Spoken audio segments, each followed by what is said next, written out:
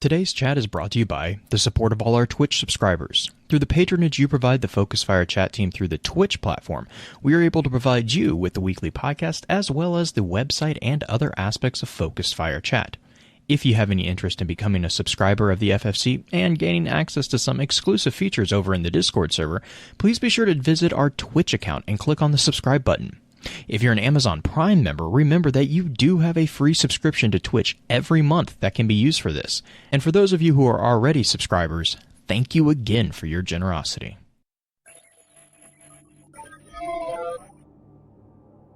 You may have heard the whispers of guardians gathering in the shadows, exploring the mysteries of this world and the worlds which surround us. We are all in search of truth. Sometimes we need to focus that search, focus that fire. And so we come together. Join us. Join the discussion. Welcome to Focused Fire Chat.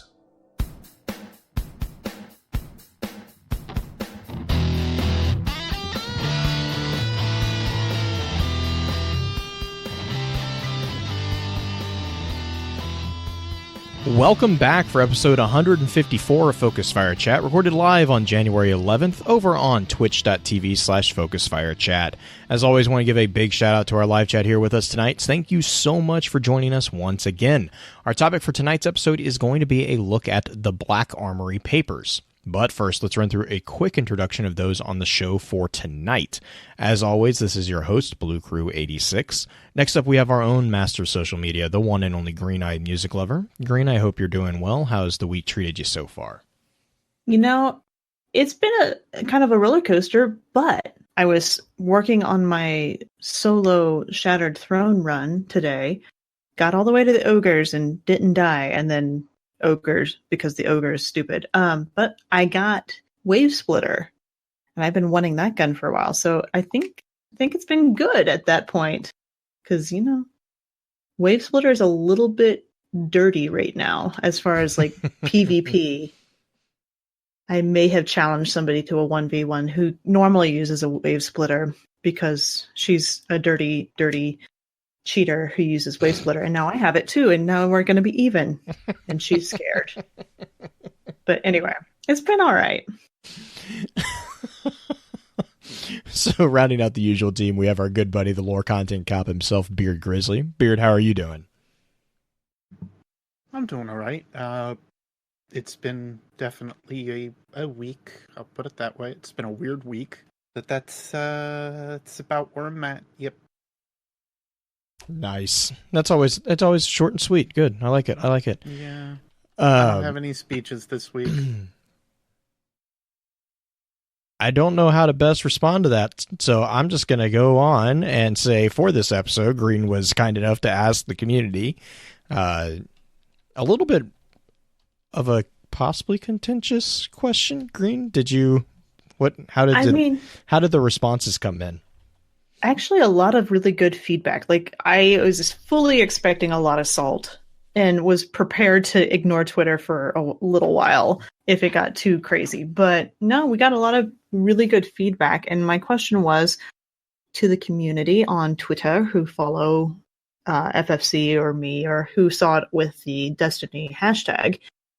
What are your thoughts on the Black Armory content thus far? And I put underneath that general lore/story, weapons, mechanics, feedback welcome. And we had a lot of new people who I've never seen respond to anything give a lot of really good feedback. And a lot of our regulars have some really interesting feedback too. A lot of people, the thing that people were most back and forth on was the grind. Like, some people really love the mechanics of getting the weapons put together. So when you're building up your, what are they called? Right off the top of my head, I can't think of it, and I have one in my inventory right now. The frames. When you're putting together the frames. Some people really, really hate going through the grind of getting it, and some people really love that. And it's been interesting to see the back and forth on that. Story-wise, there were a few people who were really excited about it. I think the thing they were most upset about the story had nothing to do with the actual story itself. They were not happy about the drop rate of the pages, which I can totally understand because I've seen a lot of people comment about that. Yeah, and I get that. I get that a lot. Like the drop rate for the Armory pages compared to like the drop rate of Most Loyal or even the Awoken ones when you're in the Dreaming City, which granted, that was a terrible drop rate too. But I don't know. That way story was a little disjointed by Sagicite. I don't feel there was a clear arc other than Forge Weapon and Open Forges. We're going to get into that when we're actually discussing the pages in here specifically, because there's a reason why the story is a bit disjoint. Right. That being said, the whole thing, quest opening forges, farming forges, the visual audio spectacle, the whole package is something I've enjoyed. I do miss a bit more of the story-focused kind of DLC, but I definitely can't complain when Black Armory has kept me quite busy. And that is something I've seen pretty much up and down the board. Everyone's just like, I have so much to do. Like, I can't complete anything throughout the week. Like, I can't finish everything because there's just so much to do. Sivatek even went as well to say he thinks it's well worth the $12 price tag. He's been having a blast and can't understand why people have been upset about the expansion. And then there are people who've been like, okay, the whole puzzle thing, because this actually went out the day after everybody was trying to figure out the puzzle to get into the last forge. People were still a little mad about it. I understand it. I also understand that I love puzzles and that my personal opinion, just going to lay it out there, I don't think it's a bad thing to have something difficult enough where it takes more than 24 hours to finish, like the initial run. That's my personal opinion, but I understand like people's feelings on it, especially with checkpoints involved and everything like that. Please don't send me salt mail. I don't need it. But anyway, that I thought was a pretty decent response from a lot of different people. If you want to go read the thread, Bungie people or just people in general to see what a lot of the community is saying, it's actually pretty informative to get a really good sample size of what a lot of people are saying about different things. And there's a huge variety, which is nice. I liked this week. It was a little different, but it was good. Perfect. Do you, and I know we always love hearing everyone's feedback. Do you have a question for next week, or are we going to wing it and see what we come up with? Well, I mean, considering next week's topic is about bias, isn't it? Mm-hmm. I don't know. Okay, how about this? This will be a pretty easy question for most people to answer, including myself. What are you most biased in Destiny? Are you biased about how you feel about the Queen, how you feel about Zavala? Are you biased in that you think exos are gross, or like what is your bias? You can do something as simple as what I was just saying, or you can go into, I have a bias that the Drifter is X person or whatnot, and I'm going to figure out a way to make that fit. So next week's question is, what are you biased about in Destiny? And what have you caught yourself being biased about in Destiny, I guess is a good way to put it.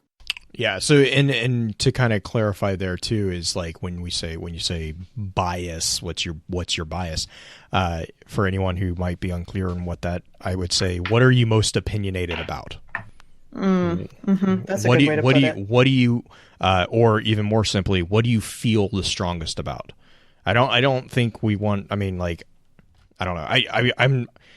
I'll be honest. I would love to hear your opinions, as well. That's always something definitely that I like hearing too. But I think that's the other thing is like, because sometimes, that's kind of the danger of bias, right? Is that sometimes you don't know that. You don't know that You're biased about something. And that's kind of the challenge with doing any research. And we're definitely going to get into that next week, is coming to terms with your bias. But for those who might not be might not think about it in that terminology. You know, what are you really passionate about, or what do you really have a strong opinion about within the story of Destiny? I think is another way to maybe phrase that. So I know everyone is looking forward to diving into the discussion. So we're going to run through our standard intro notes, and then we'll get right into it. In our last episode of Focus Fire Chat, we discussed The Great Hunt. If you ever miss an episode and would like to catch up, please be sure to check out focusfirechat.com for archives, articles, and links to the other aspects of Focus Fire Chat. If you don't mind, please rate and, if you can, review the show on iTunes, Podbean, or whichever podcasting app you use to enjoy podcasts. Reviews are extremely helpful as they not only let us know what we can do better, but help us stay up on the charts, which help others find our amazing community. To those of you who have already taken the time to leave us a review, thank you. As many of you already know, Focus Fire Chat is a cross-community gathering where the intent is to offer a week-long, in-depth view of a particular subject from within the lore of Destiny and other games. This chat begins every Tuesday morning and runs until the following Tuesday, with topics decided by the group via a poll that begins every Friday and ends on the Tuesday morning of the new chat. Every Friday, at around 10 p.m. Central, we get together to stream a high-level summary of the previous week's chat for those who were unable to participate. If you're a fan of lore in all its various forms, be sure to also check out thelorenetwork.com, where you can find a wide variety of some amazing content that covers a number of different titles and mediums. Our next chat is going to be a discussion on biases. However, as always, please be sure to let us know if there's an additional topic that you would like us to add to the poll so that we can put that on there. Links to those polls can be found on either Twitter at FocusFireChat or within our Discord server. Before we jump into the information and thoughts that the community had about the Black Armory Papers, however, let's have a quick chat about this week's Lost Lore.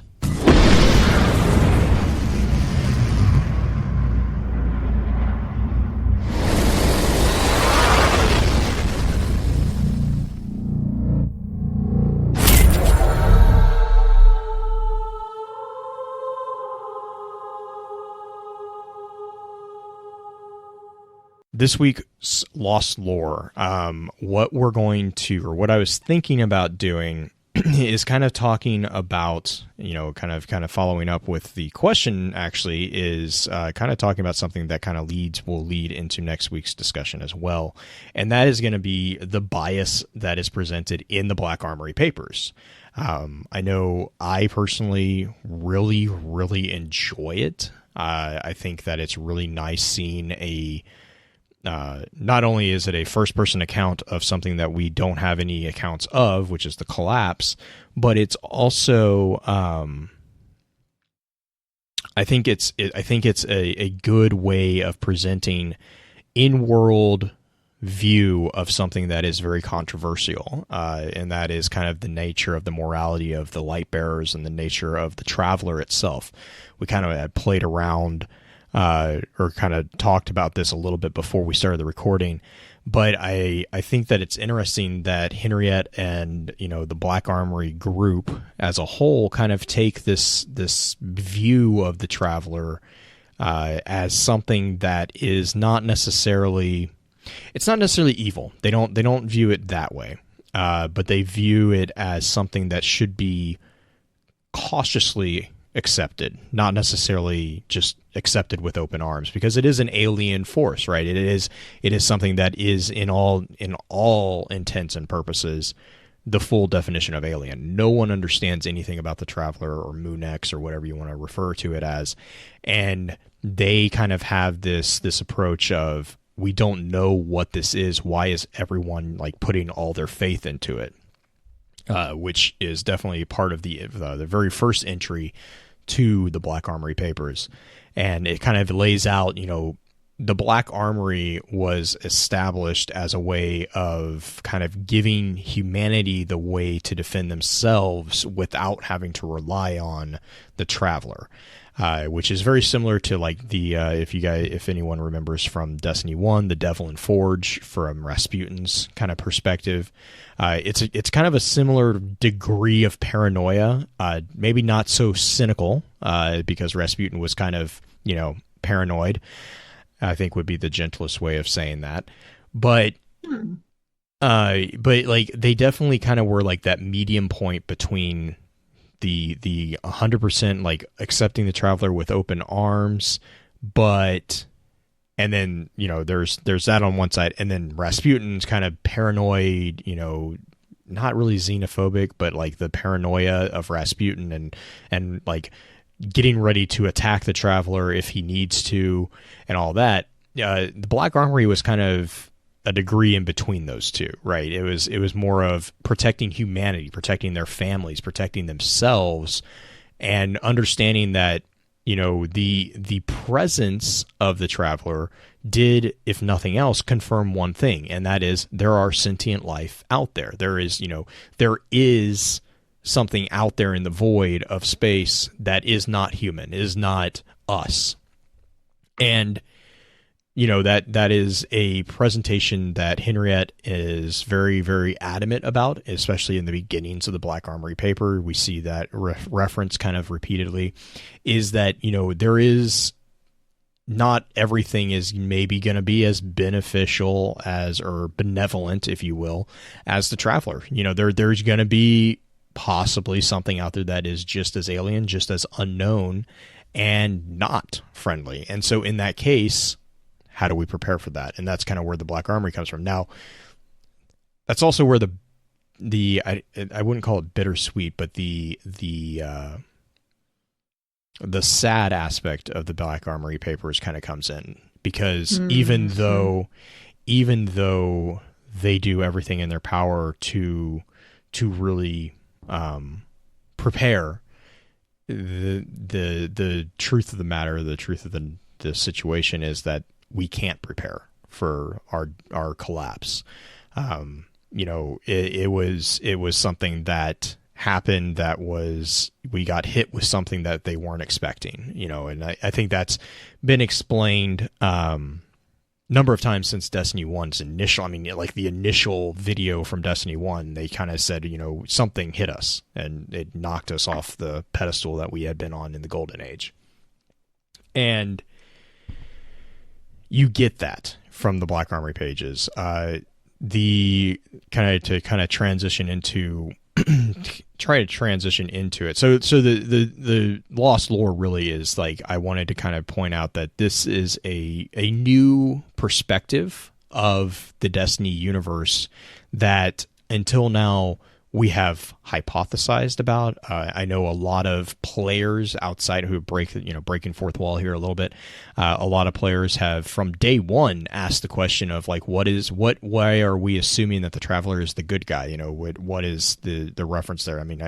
Way back to when Destiny initially dropped, there were theories about like why we're called warlocks and the Titans and the Hunters, and then the High, for instance, has the more noble names of knights and wizards and acolytes and all that. And there's a lot of different people who have made these different arguments. It's a very common trope in a lot of stories where you think you're on the good side and then, oh, hey, suddenly you're not. And so this is a conversation that has been running ever since Destiny really initially hit the floor running. And so, but now we have something that's like formally being recognized as another point of view that's more aligned with that, because in the Black Armory papers, we also see the darker side, like firsthand, we see the darker side of what these people who were risen with these special powers, what they actually were capable of when they were not, leashed, I guess would be the right term for it. There was no vanguard. There was no organized. Yeah, and left to their own devices. Really, this is even before the warlords. These are the people who led to the warlords. So these were the unrefined individuals who were just newly risen. And it kind of goes to show you that I have a long-standing theory about this.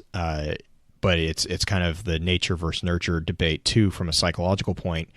This is kind of what happens if you don't have an established society and you get woken up and you have no memory of what's going on and you have immense powers. This is a very common trope in a lot of comic books where that deal with superheroes, superpowers.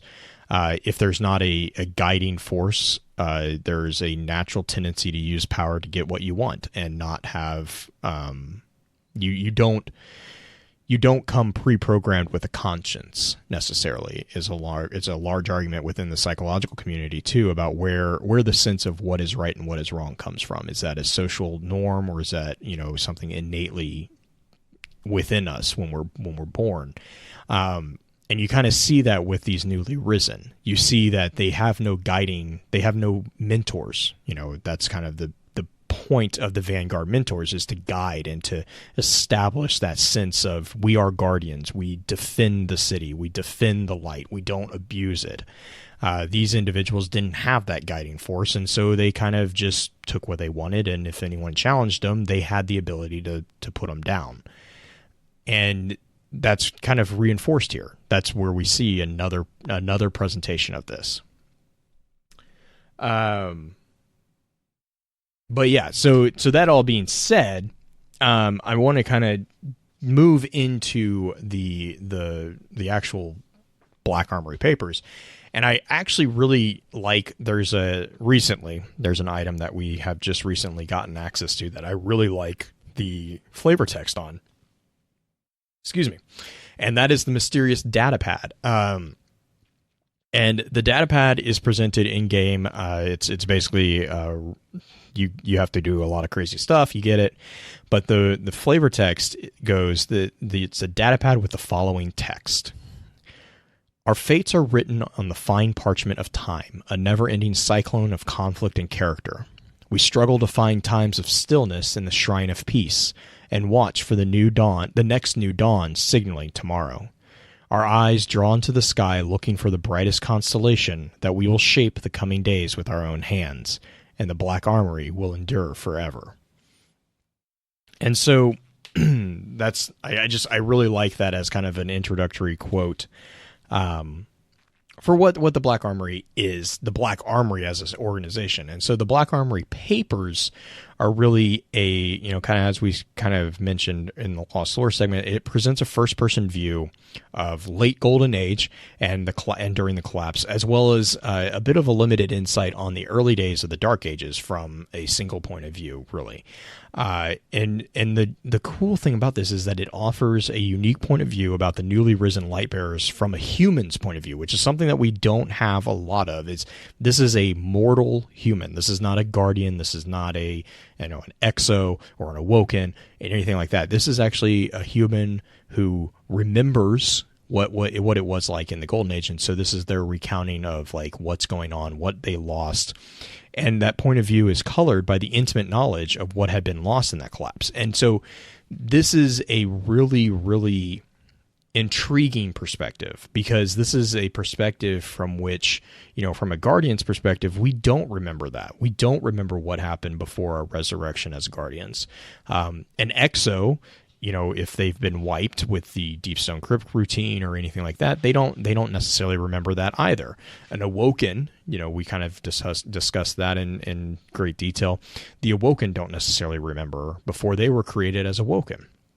And so we don't really have, there's this kind of a black space, a black time, or censored piece on our timeline that we have not had really a lot of presentation in a coherent manner yet. And so the Black Armory Papers actually do a bit of work clarification. Of clarifying that censorship. They kind of declassify, if you will, a couple of those censored pieces of elements, or those elements. And right now, currently in game, we have, I believe it's 25 entries or 18 entries. 18 entries. 18 entries, which consist of what was that? About 30 pages, I think, is the count. The total number. Yeah. If you actually count, like, so when I say pages, I don't mean entries. So there's a bit of a disconnect on this particular lore booklet. Most entries are actually multiple pages. There are some entries, especially the earlier entries, I believe it's the first 5 entries, which consist of single page from the journal. But most of the later pages are at minimum 2 pages, and they're like shorter. It's basically it's a journal. That's what it is. It's a recounting of the day-to-day events. And there's 37 logs, just to 37. Kind of Okay, perfect. Thank you. Arguably 2 with the lore entries from Izanagi's Burden, Jotun, and Le Monarch. There are possibilities that we may be able to add those 3 entries into these papers as well, in a way. They're at least very good side reference, so just to kind of throw that out there as well. Perfect. And I know that kind of leads into one of the comments that I had made, and Green, you and I were kind of chatting about this too. So we have 37 entries. Thank you, Beard. If you consider that, let's just be conservative and say that this is a representative of the pages within the book. So the last number that we have is 171. If you include the final entry, which is a letter basically from Henriette to Ada, let's say it's 172 pages.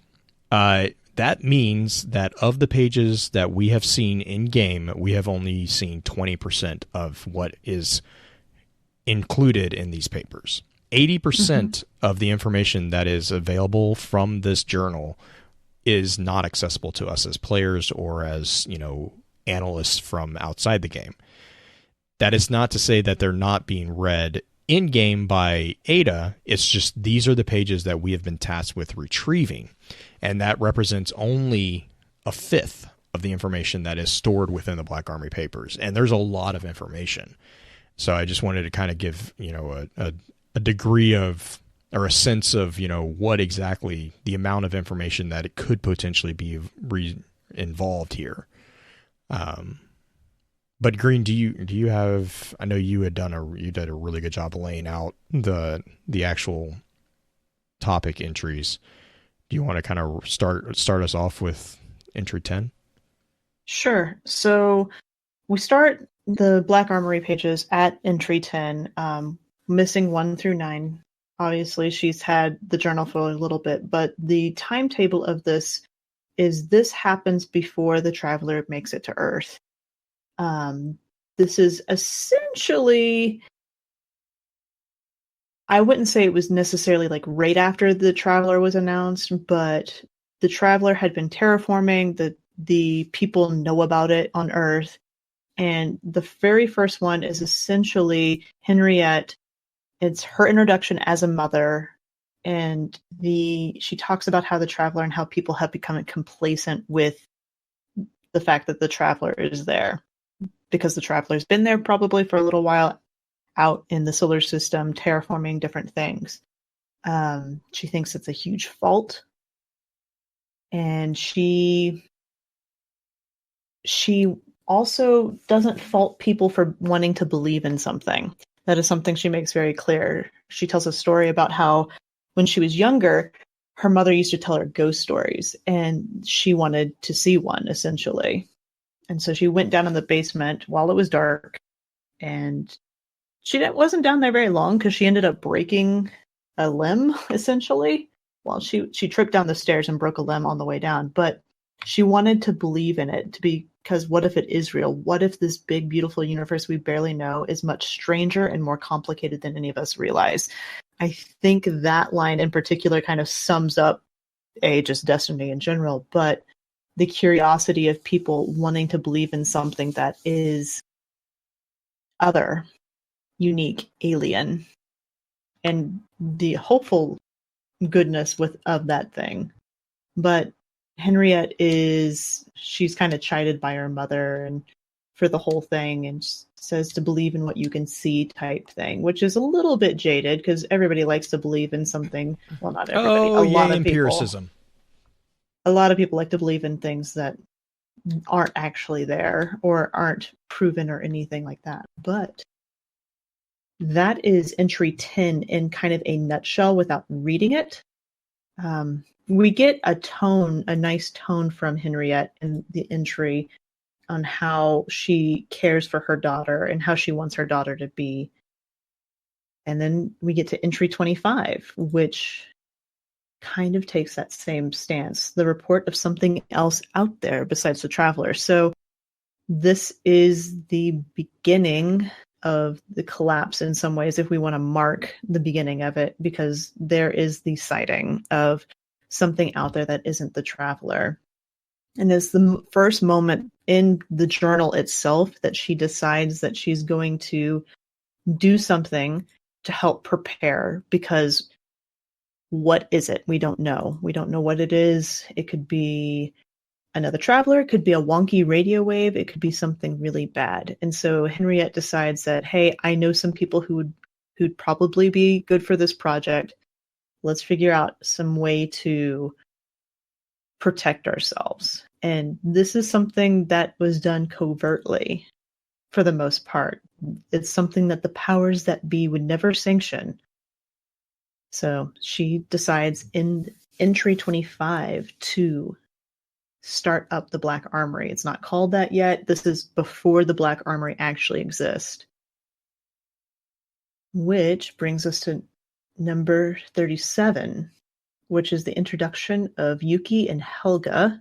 They are just basically starting out. They've got a few designs that took a while to make because apparently Henriette is the designer of a lot of the designs, specifically of the weapons. She wanted to get them right, make them distinct to reflect who we are. Mothers, fathers, sons, daughters, friends, lovers. And this is kind of the introduction to they're actually building it. They're making it. They're making it happy. Or they're making it happy. They're making it happen. And she is excited for what may come of that. Within this card, is there anything in this card that I'm missing? Helga is formerly from Clovis Bray. That's something important. She is the business person in it. She is the one who takes care of all of the finances and the production of pushing everything out. And Yuki is the engineer, handles the science and the mechanics of it all, and Henriette is the idea girl. Beard, you want to jump in with that? I just wanted to point out that this is where my brain broke, and I saw Clovis Bray, shortened it to CB, and then thought Black Armory, and then shortened it to BA, and said, oh, the Black Armory came before Clovis Bray. Except it really didn't. No. But the irony is not lost on me that like there's something of like a parallel system that's going on there in a way, showing almost like one side of development versus another, reliance on light, reliance on one or on humanity. It's just I don't know, unless obviously I'm reading too far into it, which that never happens. But I just found it very hilarious that like that lines up the way that it does. CBBA, ABC.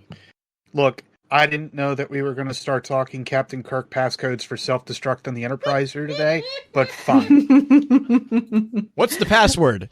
Only an idiot would label the password to be 1, 2, 3. Oh man. Okay, so 1, 2, 3, 4, 5.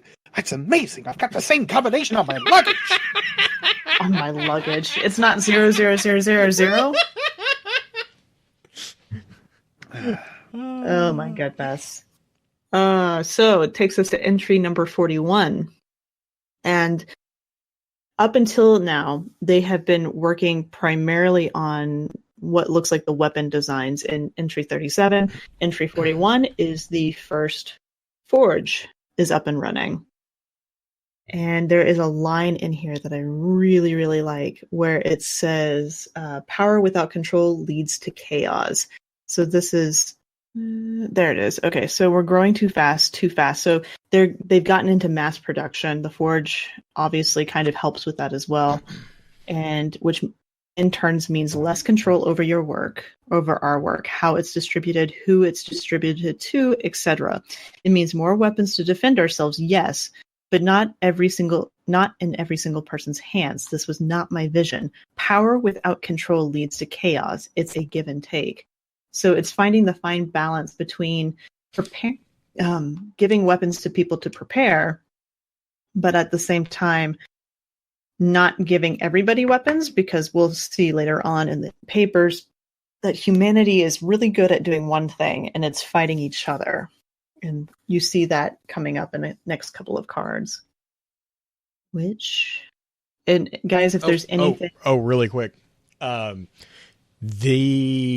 Black Armory may be the cause of the weapon printers, which is the 3D printers that has been bugging me since Destiny 1, that Banshee has right there. The portable weapon printers all around the world. Do you think they were reverse engineered to be created again from old Black Armory tech? Well, no, she's saying that old Black. Yeah, no, sorry, go for it, Beard. Oh, no, maybe not even from like old Black Armory tech, but the simple fact that, as we'll kind of find out a little, or actually, as we already know, that Exodus Black was loaded up with 2 forges to begin with. Mm-hmm. Mm-hmm. How do we know that Clovis Bray didn't take that equipment and do something with it, along with their engineers that they have, and shrunk it down into something else? If I have to bring up Dido one more time, I was about to type that. I was like, you mean Dido reverse engineers someone else's equipment? What? Yeah, no, I'm going to say that would never be something that they do. Here's something interesting, too. What if the Awoken had it on Exodus Green? I said that like last week, I think, too. Yeah, that was my initial thought. If they're building most of their stuff, most of their U-Tech from Black Armory forges, that would be incredible in a lot of ways. It would also make a ton of sense with how they're able to actually put them together, build them, and so on. But that would also mean that we're reliant on Black Armory equipment from the Golden Age, and the Golden Age weaponry that we have is almost entirely thanks to the origination of Black Armory. It also comes back to the Kvastov and how that was a piece of junk originally, and how we had to go ahead and get that put together different. It comes down to the philosophy of how we were not prepared for the collapse except for a few chosen few. And that really does come back to the way that Black Armory's overall forge systems work out. It's why I find this expansion in a nutshell just absolutely more interesting than something like House of Wolves, for instance. I know, take that back, Beard. But I find that the relations for everything that could be back to the collapse or otherwise for Black Armory, and then into how we utilize it today in Destiny as well, to be so important. Just so important. And if we had people from Black Armory that still existed, which we have Ada now at this point, if she's either been given back the ability to utilize the Obsidian Accelerator or whatnot. I am going down a really far tangent here. I am sorry. It's okay. But now that we kind of have some other understanding on other weapons that come from the different species that we've gone against, how can we also alter those to match out with something that's given to us, or how we can also use how we can turn that equipment into something completely different. But that's basically where my head's at in terms of how these forges are so important, and their utilization within the collapse and the way that they were. Originally, of course, we ended up thinking that most weapons were, and I still think that there is a certain sect, obviously, with Clovis Bray or Ishtar or anything that created equipment, but Black Armory's overall utilization with these forges, and again coming back to the weapon printers, which started this whole thing, that's what I think is so important to kind of realize about how we have our equipment produced for us as Guardians, but also additionally as civilians, because we've always wondered how that kind of handles. We see with the Eva entries, the most recent one, where she goes to fire the shotgun and the kickback on it pretty much breaks her arm. Like she's not used to it. She's not good at handling it, etc. Now, granted, if you're not holding the shotgun right, yeah, you're going to probably break your arm anyway. But there is a clear difference in power to like what a Guardian may utilize and what a civilian may utilize as well. And I think that's why the Black Armory is as important as it is to call out. Again, looking back to like being able to create this equipment that is utilized for a chosen few or for a select few that the Black Armory can say is worthy of holding it. Anyway, really far off here, but it's okay. Carry on. Weapon printers just did that to me. It's okay. I got a segue out of that because we're going to talk about the Clovis Bray cooperation with Black Armory next in card 50. Because entry 50 is where Helga gets a piece of Henriette's mind. Henriette is not happy because Helga came to her with another opportunity. And remember, Helga is the business person out of the trio. And she wanted to work with Clovis Bray as far as like utilizing some of the same technology that Clovis Bray has and incorporating it into the Black Armory tech. A very specific technology from Clovis Bray. To be specific. Exos. Yes. The exo science. Which... What's that? Vex science? What? The Black Armory had already gotten Vex science. That's how they made the... Wait, never mind. Nope. Let's not. Not till later. Let's get through the basic story and then we'll go down that tangent because I want to go there too. But... Beard, note this. Green wants to go. I want to go down a tangent. Yep, we'll go there. It'll be good. The hole's just going to get dug deeper. It's like I'm not going to be able to climb out of it. It's like our Osiris, Dr. Shim story again. Yeah, you're not. Anyway, so Henriette does not like exos, just flat out. She doesn't like the idea of them. She doesn't think they're human.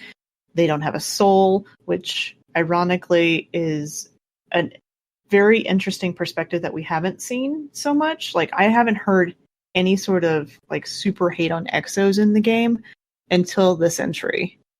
And it's because it's the unfamiliar, essentially.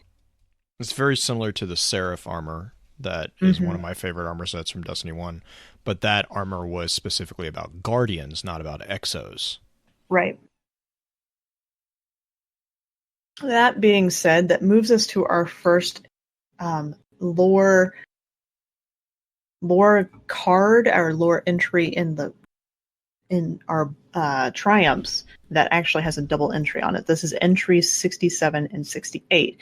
Now, granted, real quick, Green, I'm sorry. Yeah, go for it. I just thought of this as well, but going back to what I was talking about earlier, where we can fit some of the other weapons into how these conversations could go. You could between in these entries, you could actually input the Jotun grimoire entry then as well, or lore entry. That's actually going over a lot of the actual equipment stuff that they're talking about, as well as technology that's there too. I have not had a chance to read over Anarchy, Izanagi's Burden, Jotun, or Monarch's lore entries like whatsoever. But just like briefly glancing over them here, I just noticed that Jotun actually talks about that conversation with the Exo and how that would work out, or what really set her off, etc. So, pretty cool. Yes. And we'll see throughout how utterly against Exo Henriette is. Like, Henriette has such remember that. It's so sad. It's so sad. No, I mean that's my point. Is that is a tension that needs to be remembered as we discuss this. That specific opinion needs to be kept in mind. That bias. Yes. Nice. So, I like what you did there. Yeah, I've been thinking about it since you were doing the Lost Lore. Anyway, entry 67 and 68 is grouped together. So all of our little entries that are grouped together in either pairings or triplets, they are generally thematic in what they're describing, which is nice. They're grouped into little themes. And this one is the traveler is on the move and it's coming to Earth. And so a couple things in specifically entry 67, we learned that Titan has already been evacuated prior to the traveler getting to Earth. And I don't know if we knew that before this entry. So this is a little bit of timeline clarification. So the Titan, the planet Titan or the moon Titan was evacuated before the traveler got to Earth. And the Project Niobe is kind of in full force. They're moving really quickly now because they want to be ready and they're pressing forward to get it done. Entry 68 is this card is very interesting because it describes essentially an enemy or a force of beings that have arrived. Mm-hmm. They are here. They are real. Mm-hmm. Go for it, Beard. We have note of. It's actually what I'm currently writing right now, but if you do a little bit of research, you can actually figure out some stuff. Mm-hmm. We have note of another beast like this, actually, that shows up a little bit, or is called a beast. An unknown figure that we are completely unsure of. It comes from the entry called Bamberga, mm-hmm. In which Pavel Nolg is unsure what he sees, but it is a glowing creature of some kind. Now, this, of course, doesn't necessarily say that it is a glowing creature, but there is a beast, a physical beast, that is now in front of them. Which Bamberga is from one of the Dreaming City, or is it Awoken of the Reef is where Bamberga is from? Bamberga, I've got it up right now, too, because I'm kind of going back and forth between all of that. Current theories and all that. Hooray! It is from the book The Dreaming City, however. It's one of the kind of last ones. Yeah, I've given myself quite a re-education on all of that. Mm-hmm. You also have the creatures that are mentioned in Cade's journal. Yes. Yeah. I'm going to say there's a couple different things that are kind of showcased in terms of like how all of these beasts, quote unquote, are now being talked about. And it's really making me wonder which way they're going with it. But will we get some hints at that in entries 70, 71, and 72? Because we get somewhat descriptions, not necessarily of the creatures themselves, or more so of what's going on. So the howling is loudest at night. That is in entry 70. Mm-hmm. Basically, by dawn, the quiet returns, and the smell, and the horde smell that brings the dogs. So whatever is out it's hunting at night primarily, from what we can tell. Right.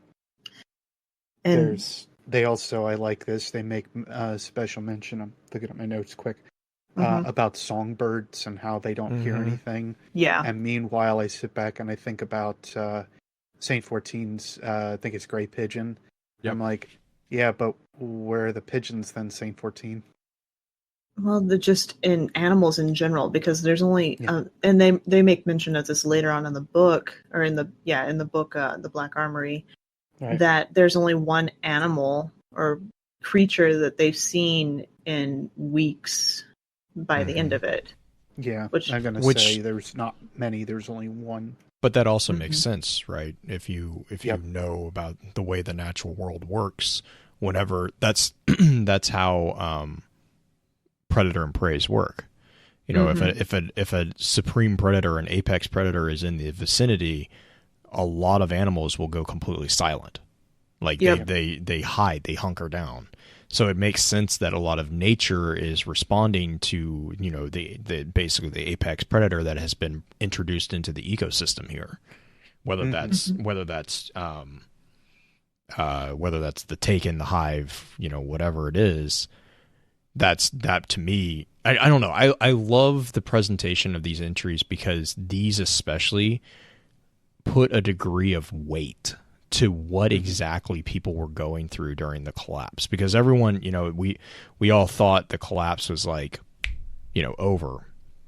And this presents that no, this was a war. Like this was a war. And even though it might not have been something that the actual event might have been sudden, but the aftershocks were, this reminds me of like, after, Until getting Dark, hunted down. This is classic horror film type stuff. This is just Everlast. All these horror films or horror games, survival horror games that have come out recently.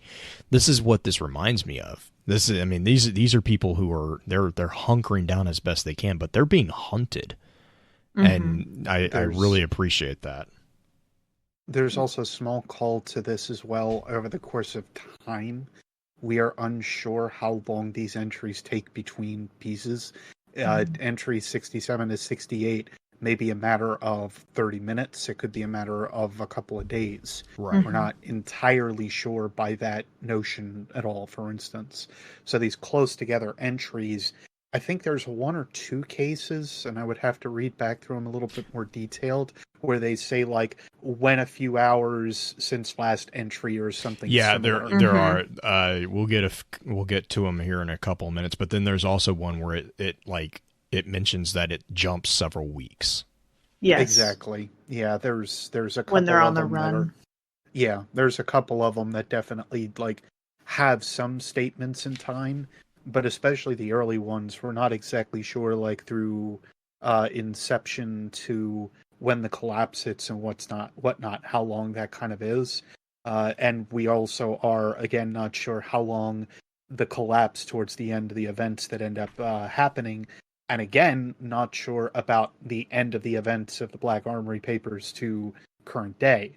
Like there's that basically is what I would kind of say the epitome of what kind of time we're sort of starting to talk about there. But anyway, I do kind of want to read Entry 71 because you were talking about the horror film yes aspect, and Entry 71 is super super good.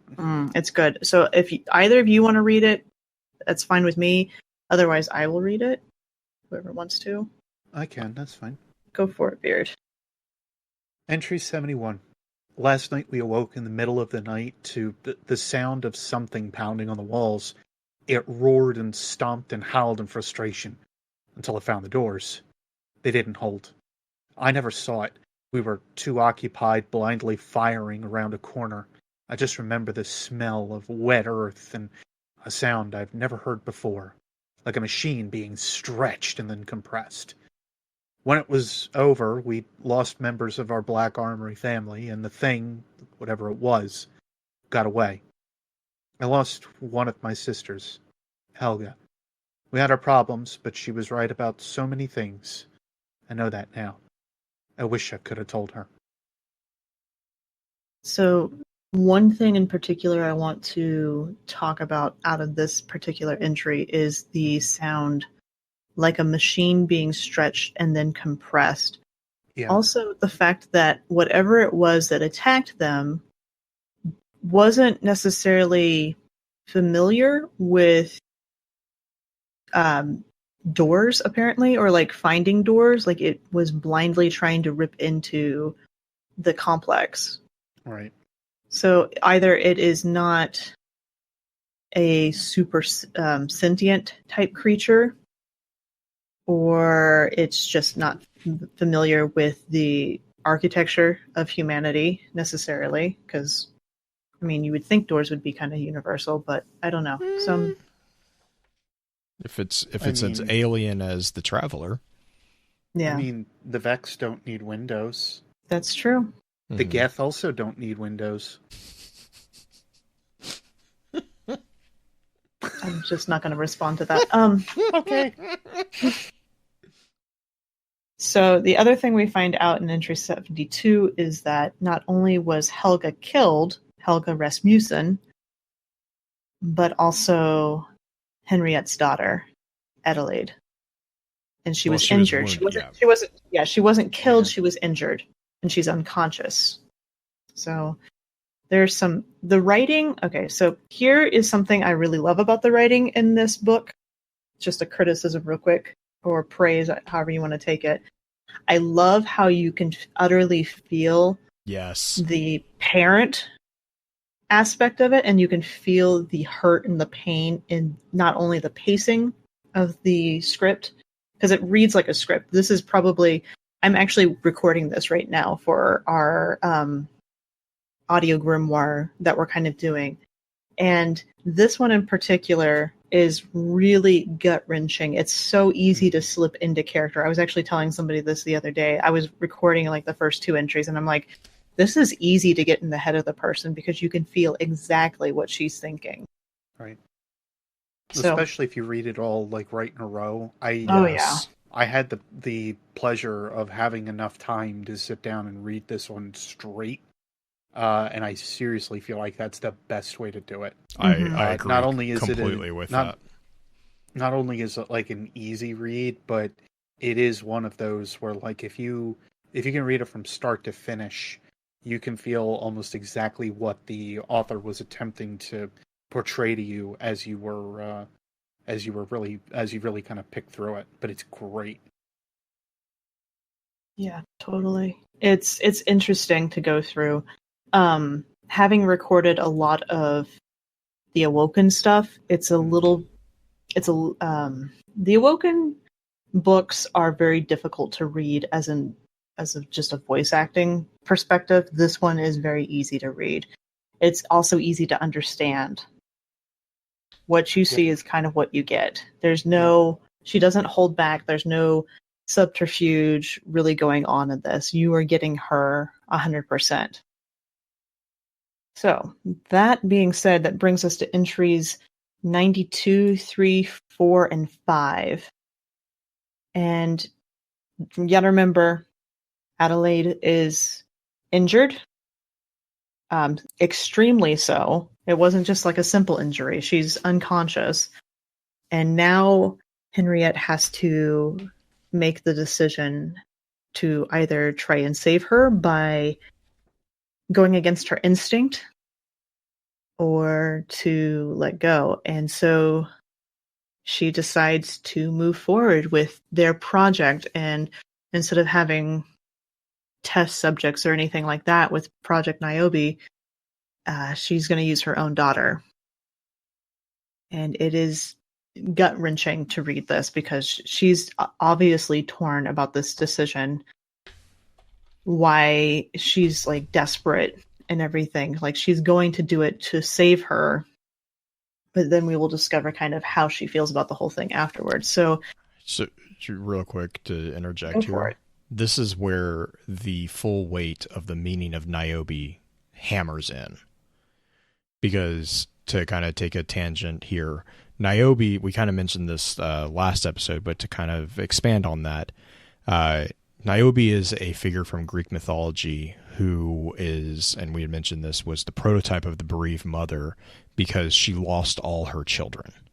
Mm-hmm. And that was because of her, basically her hubris, really. So it's a bit different here because it's not, Henriette is not, it's not hubris really that is causing her loss. It's actually something, I wouldn't even say it's really anything that Henriette did. Niobe was punished for pride by Apollo and Artemis. But the thing is that both figures here deal with the loss of children. Mm-hmm. Niobe lost her 6 sons and 6 daughters. Henriette is losing her daughter. And the other thing too is when you read these papers, I really want to call out too is that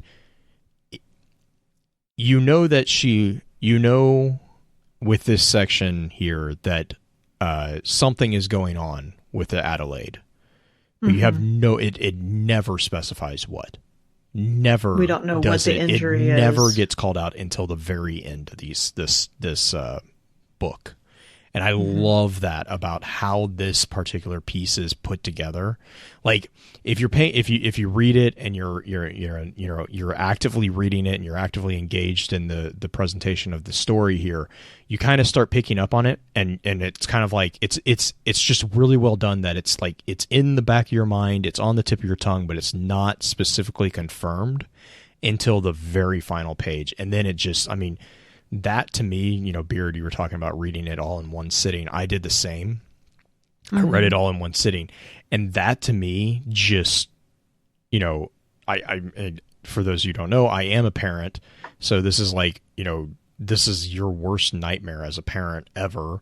But that made the final letter just that much more wrenching of an entry, because you realize just how just what Henriette sacrificed. Like she sacrifices literally everything for her child. And it's not just like, I mean, she sacrifices her morality for her child to give her a chance.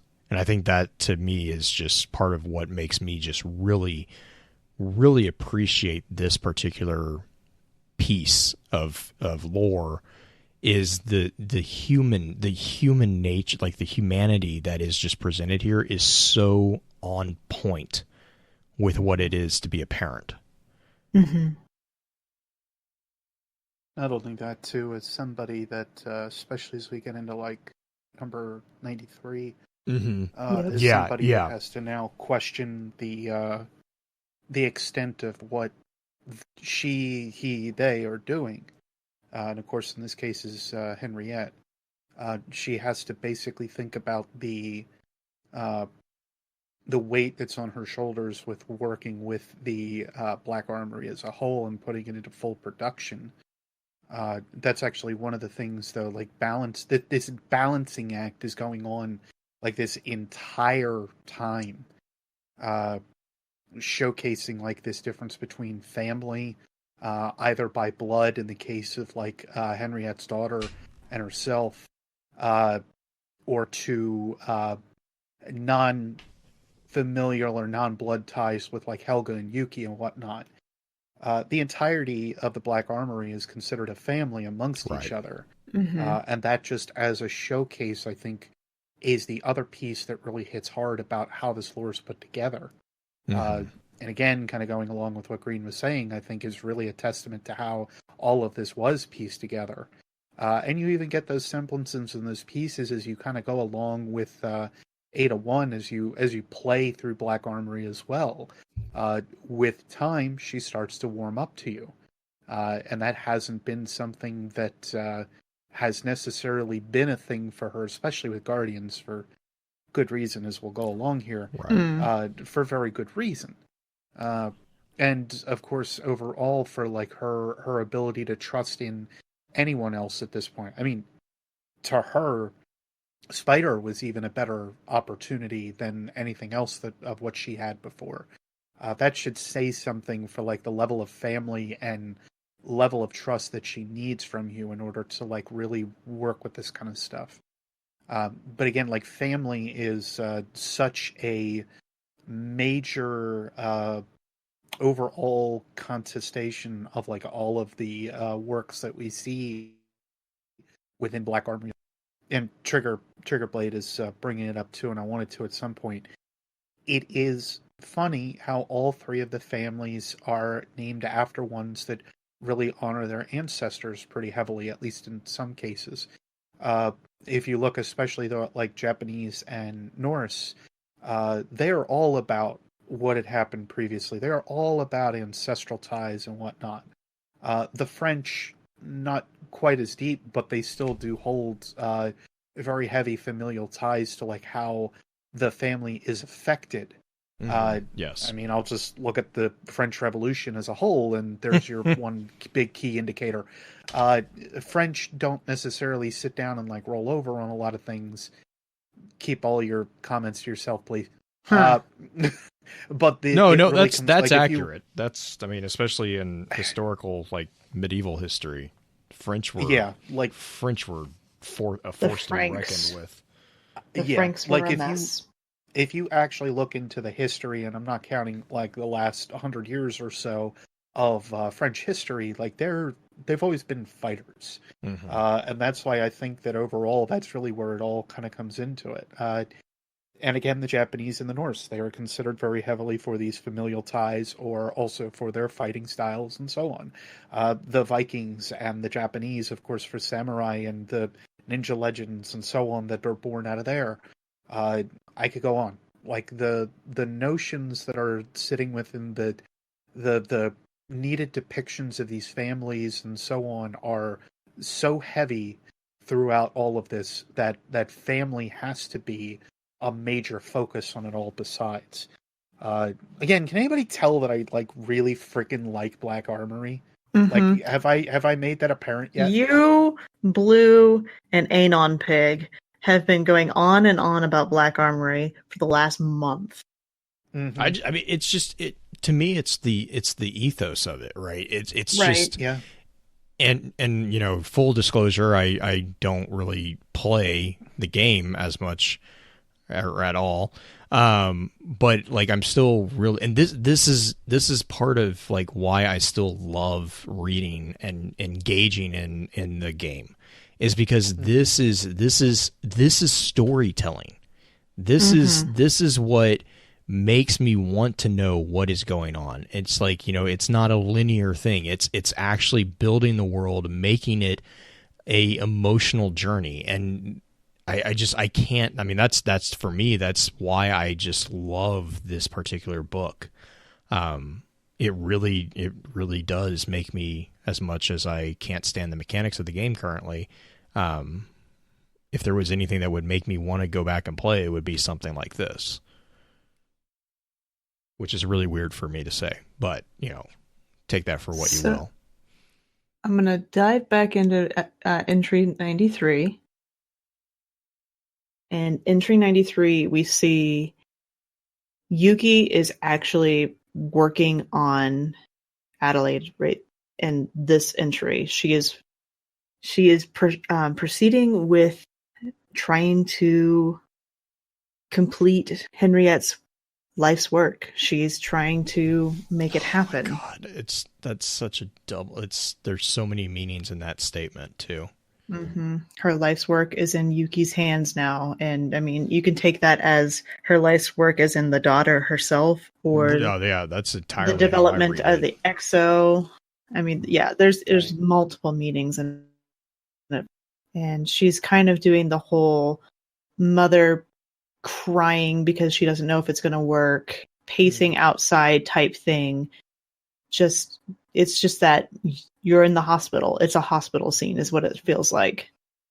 Yeah, and I like that it's Yuki. I mean, it's again, Yuki is the scientist, the engineer. Yeah. But it also reiterates, you know, Beard, you kind of were talking on this, Green, you've been talking about this, but it reiterates the level of trust that exists between these women. You know, I can't emphasize that enough, is like Henriette is sacrificing. She is offering up everything that she holds dear in the world, in her entire existence. She is offering it up, and she is offering it up in a way that it's not her that's in charge. She is completely at Yuki's mercy.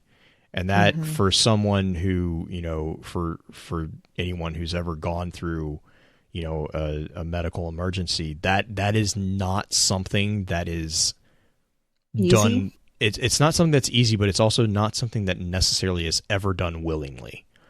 Right. And it's like the emotion again of just like the human connection there for those of us, you know, reading this, and it's like what you were saying, Green. It's easy. It's the raw presentation of this is how she is feeling. There is no ulterior motive necessarily. I love that about this. It reminds me a lot of, I know we kind of mentioned this in the last episode, but this reminds me a lot of The Road. It's just that just pain. It's just pain, and it's just, you know, but it's pain that is accessible for those of us reading it. So there's in addition to that too, with the procedure itself that's going on, just to call it out before we get too far from it, they can't call Clovis spray, so to speak, in case there's any hiccups. Which means that the thing that is being worked on is entirely done by the Black Armory, has no hands in it by Clovis spray at all, and in addition also means that they are I've always kind of read double meaning into this, because it means that they might have actually called Clovis spray on a couple of things before, which again, they did. There were a couple of forges on Exodus Black, so they probably had some dealings with them. Oh yeah, and the other thing that Blue just pulled up in chat I wanted to mention is that this is the first time it's ever been done on Earth.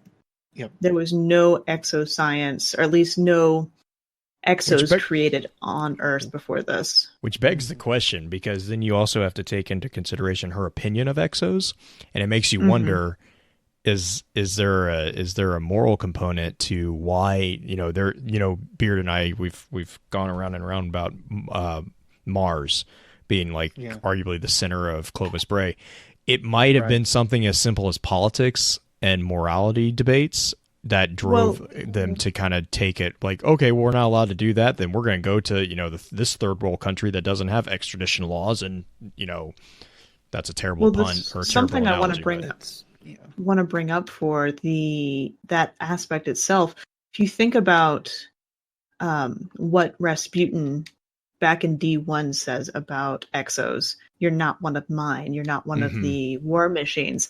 So it's quite possible that her impression of exos are literally just war machines, not the actual people themselves, not considered a person, because she says they have no soul. I just thought of this. So, the thing with Ada is that it's Ada 1, right? Yes. Ada is the only known, possibly the only Black Armory exo. Yes. Rasputin is apparently linked up with a good majority of all exos. What if Rasputin is the one that is in charge of every single reset that occurs within an exo? And because Ada is in no way connected with the system that Rasputin uses, that's why she's still Ada 1. I was also actually having that exact same talk with some of my clanmates, talking about how Ada has Black Armory Tech Incorporated. So it's fully possible that Black Armory essentially helped either remove DER completely from the programming, if it is programming, or solved it. Well, either that, or it's also because of the age of the person that you're dealing with at this point. That's also something was mentioned. Well, it could be a memory component. It could be a developmental component. It's psychological. I don't know. I also want to point out too that Ada, when she's when Ada 1 is activated. So hey, spoiler alert, I guess. Adelaide is Ada. When Ada, we're kind of well. I mean, we've been dancing around that entire thing. But when Ada is emerged, as far as we see in these papers too, she has no recollection of Adelaide. Yes, Ada is presented as she believes herself to be a robot. Right. So there's a degree of which I think the Black Armory philosophically had a different approach to exos than maybe Clovis Bray did, because the DER stems from the psychological disconnect of a human brain, realizing it's not in a human body. But Ada arguably doesn't have that issue, which is really, I still am kind of grappling with that. Was it because she was unconscious when it was committed, or when it was created? Or I mean, there's a lot of variables. There's also entry 94, because entry 94 at least states there's no time to finish the process in the labs. Yeah. So the question is, did they ever have a possibility to complete said process? That's also true. Just to fully give her the psychosis that she was missing, the psychology. Well, and that's so on where that that's the part missing. that I'm grappling with too, right? Is that, Yeah. you know, she keeps referring to Ada. Everyone keeps referring to Ada as Adelaide, but the thing is like, first off, so they didn't have the time to finish the process. We have a continuously robotic presentation of Ada in the Black Armory Papers. I'm continuously grappling with this thing of like, I don't know if Ada is actually Adelaide. Like they might have started, might have started the process, but they never got the full download completed. And so if that's the case, the question is how far that even goes to begin with. And was it more like a proxy soul, so to speak? Right, that exactly. They just needed to basically infuse into it. Well, and then 95, you have the remains are buried, which confirms another theory about how exos are created too. But I've always read this. Originally, I had read this one of two ways. I had thought, okay, this is Adelaide being buried, or it was Helga being buried. I couldn't tell which. So of course, you say that. I kind of figured out that it was probably more like she just outright said about Helga dying, and immediately that was what I thought too. The first time I was like, oh no, wait a minute, this is what she's probably talking about. See, I thought it was Ada. I always read that as Ada. Just because everything else is themed around Ada in this entry. Well, and and it's like, and like they just got done with like entry 94 is, you know, blah blah, we can't finish, but we have to do it from the road, we leave at dawn. And then 95 is I buried her remains this morning. Mm-hmm. It could be, I mean, if you're following Beard's logic of it being Helga, the idea that they hadn't finished the transference, they had to do it on the road, right? So did they still need her remains to do it? Well, and that's what I'm saying is that's my grappling, my problem with Ada as Adelaide is I legitimately don't know what I think as far as, is Ada actually Adelaide? Did that transference ever occur? And the reason why I'm saying that is because if Ada 1 is not Adelaide, if she is literally just a AI, you know, a partial AI, whatever you want, because I mean, she is taught by Henriette on the road. You know, everything that she teaches, she teaches Ada.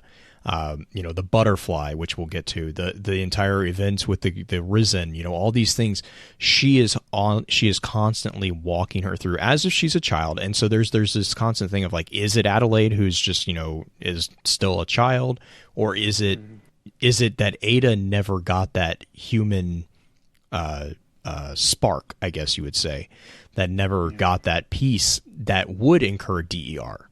You know, there's a potential here.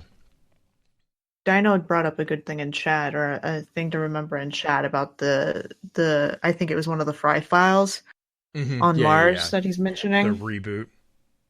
He says the first is to reboot the mind once it has been transferred, allowing it to awaken inside its new shell as though it were being reborn.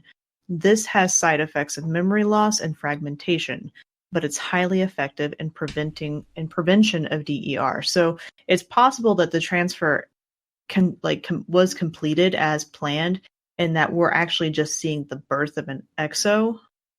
Right. No, and that's the thing. That's part of that's why I keep going back to that I'm kind of like struggling with, is because right now there's enough variable that entire situation could be viable, but it's also entirely viable that they never got around transferring the memories of Adelaide, and you know, that was the process that they were supposed to finish. You know, it's. I mean, there's one way that this argument can be solved, and that's if we ever figure out if Lakshmi 2 is Lakshmi rebooted another time after awakening, or if it's Lakshmi 2 rebooted the first time. That's realistically what it's going to come down to. Oh, you're saying like if the first number that an exo is assigned is 2 or 1? Right. Yeah. Yeah, because I mean that's fair too, because up until now Lakshmi has been the lowest number.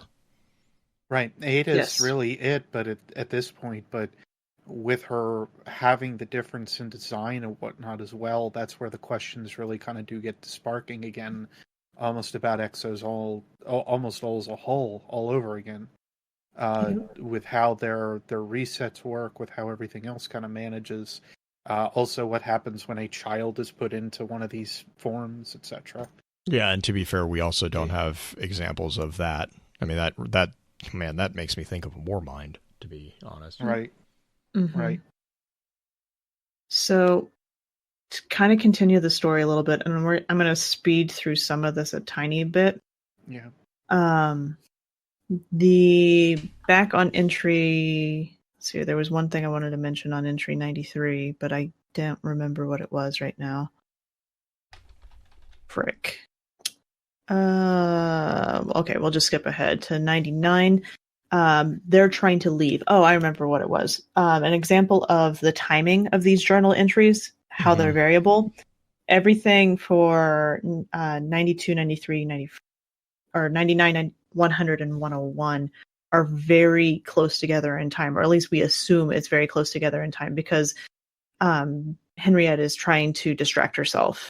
Right. And so you see an entry that is literally her patching up the hole from the previous battle that they had with that thing, the beast or whatnot.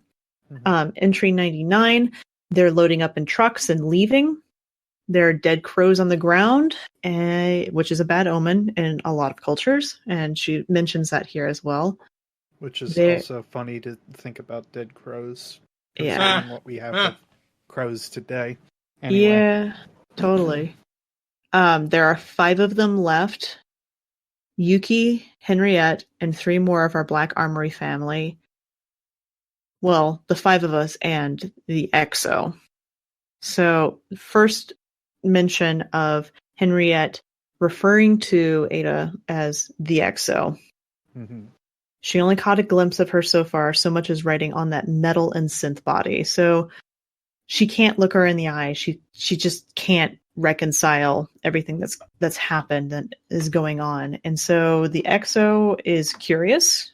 Interestingly enough, we'd learned that in Exo or entry 100. She has tons of questions, as any child tends to have, because that's what children do. They ask all the questions. But we also see that humans are not trustworthy with weapons when everybody has them. Let's see here. Is this the entry where they get shot at? Yes. Yeah. They get shot at. Not by the right guys just yet, but yeah. Yeah, they're shot at by regular humans in this one. Yeah. And she basically is like, we have the same enemies, you idiots. Even as the bones of civilization are picked clean, we continue to fight one another because that's what humanity likes to do. But I do like that little previous, my fears of putting weapons in the hands of everyone come true, which again begs the question is how much these weapons were actually put forth by BA or were remodified or redistributed by another company. Yeah. In entry 101, the trucks are stuck and they have to go on foot. So the travelers that are heading in the opposite direction, and so she's questioning her decision to abandon the lab, but it's just one of her many decisions she'd like to have back. Entry 104, they had some downtime, so Yuki wanted to test the Exo's new functionality. I just love the intro to this entry. Well, today was horrible. So, Helga's great experiment to make our weapons more deadly through a sort of on-the-spot phase transition of the guns. In other words, a walking, talking forge. And there's some excitement in this card because seeing the Exo discover her ability was, well, thrilling. It was nice to feel something other than dread for a few minutes. And a few minutes was about all we got. We were sloppy. While the Exo practiced using her ability, we were ambushed by... I don't even know what they were. So this is the appearance of the essential, like some of the first Risen. They definitely were not regular humans. They had abilities that the rest of us don't. We took one down, we thought, but then in this one, I want you to pay really close attention to, but then his little red drone lit up and he was on his feet again. Why is it red? All of our ghosts are blue. That's my first question for you guys. Yeah, except for one or two major people that we kind of know of at this point. And I can call them out if you would like me to. I would like for you to. The first one is Asher Mir. The question basically comes down to if Asher, probably we're not obviously within this area at this time, and in addition, if we had something with, if Asher's ghost was here, if the corruption by the Vex is what had caused it to turn red-eyed, we're not sure about that one. The secondary one is the Drifter. Drifter is the only other one that I believe we know of that has a red-eyed ghost.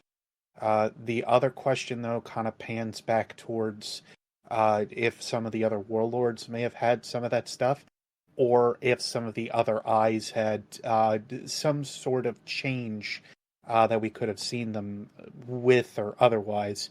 I will say that, like, the blue and white that we are used to of a good majority of ghosts, that is the naturality that we are kind of used to when it comes to the way that ghosts are put together, thanks to Destiny 1. The secondary thing, however, comes down to the, to some of the shells that we've also kind of seen. Some have had now been told that they have like green eyes as well. Mm-hmm. So I'm wondering if the eye situation isn't quite as large as we're making it out to be.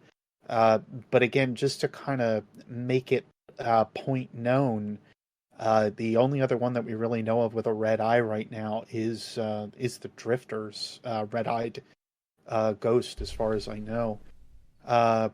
But yeah, I kind of go along with Viru's idea as well. It was the wording here. I immediately think about the eye as well, but then his little red drone lit up and he was on his feet again. The question would come down to: is this a red shell? Yes. Is this a red eye? Or is this just red light? Or is there something else that kind of goes into it? To my knowledge, however, the light that comes from our ghosts, even where we're in like resurrection phase, doesn't change depending on our shell that we have. That almost always stays as like a white light. So it is either possibly in terms of the shell, which we did have the Frontier shell very early on in Destiny 1. So there may have been something there that had happened. But if all ghosts were resurrected and created equal, so to speak, and at that point we did not have shell technology or alterations, and they would have all been like the white-ish. What about pulled pork?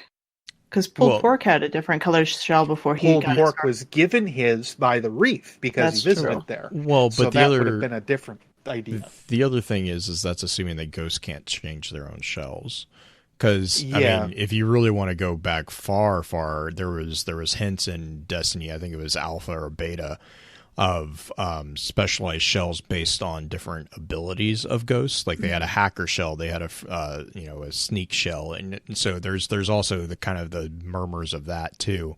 But I'll be honest, when I read this, I read this as the shell. I read this as a red shell. I didn't even read it as, because the thing is like, when someone sees a bobbing drone, the eye is not really the first thing you notice about a ghost.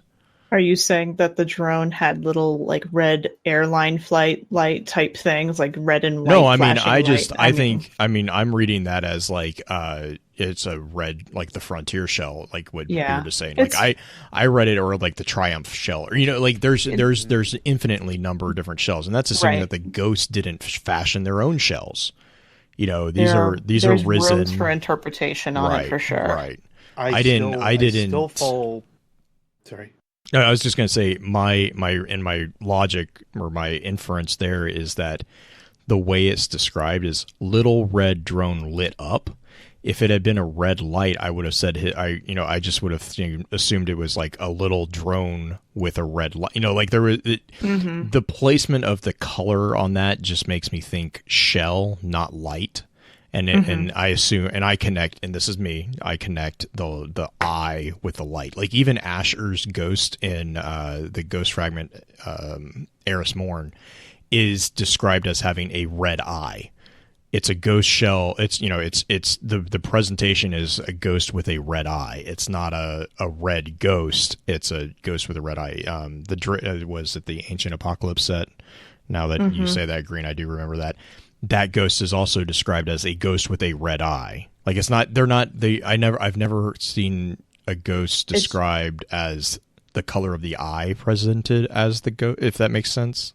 It just seems very odd because we're so used to seeing the blue eye. Now, oh yeah, no, well, and I completely agree. Here's one thing to maybe just throw it to rest for a little bit. Granted, I still want to come back to this because by the end of this, no, there's still something else that makes it possible that this is the Drifter. Oh yeah, no, and I know where you're going with that. Shell specifically says tough, rugged, and defiantly colored, ready to brave the high frontier. Ghosts can self-modify at will. Yes, and that's what I mean. That's what I was thinking of, like a ghost who's made its own shell. And yes, that being all said, what you're alluding to does actually draw a possible connection. Assuming that something wasn't done properly. Right. Yeah, it's still obvious spin foil when all is said and done, but that's the major thing to kind of sit back and think about.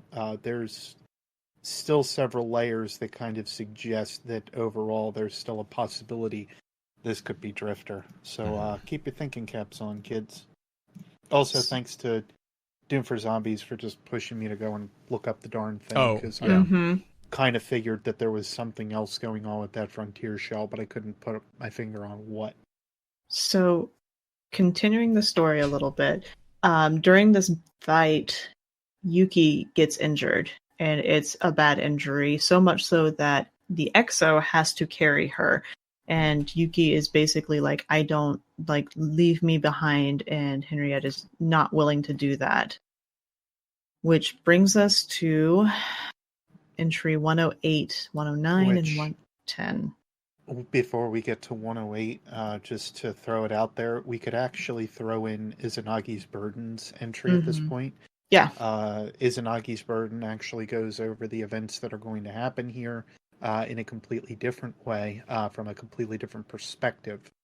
So if you get a chance to read over that, I would definitely recommend to. But keeping in track with the papers, take it away, Green.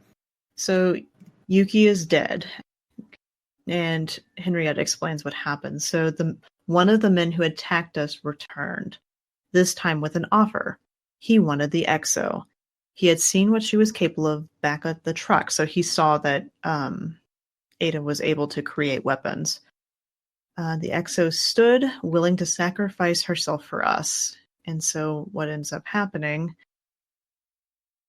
is Henriette was just like, I was horrified, but before I can say anything, Yuki lied and said she had the Obsidian Accelerator. Now, you were here before the show started. We talked quite a while about the Obsidian Accelerator. That it was in her backpack. And I believe the Obsidian Accelerator is what actually allows for Ada to do the weaponsmith creation. Yeah, I'm going to say it's or modification. Modification. Or go, what was it specifically? I will, You looked that just up. back in entry 104, Helga's great experiment to make our weapons more deadly through a sort of on-the-spot phase transition of the guns. In other words, a walking, talking forge. Yep.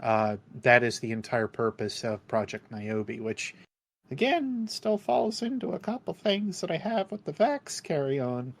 Yep. Keep going. So, Yuki lied, said that she had the Obsidian Accelerator, and the man decided that he was going to basically fall for it. He got closer, and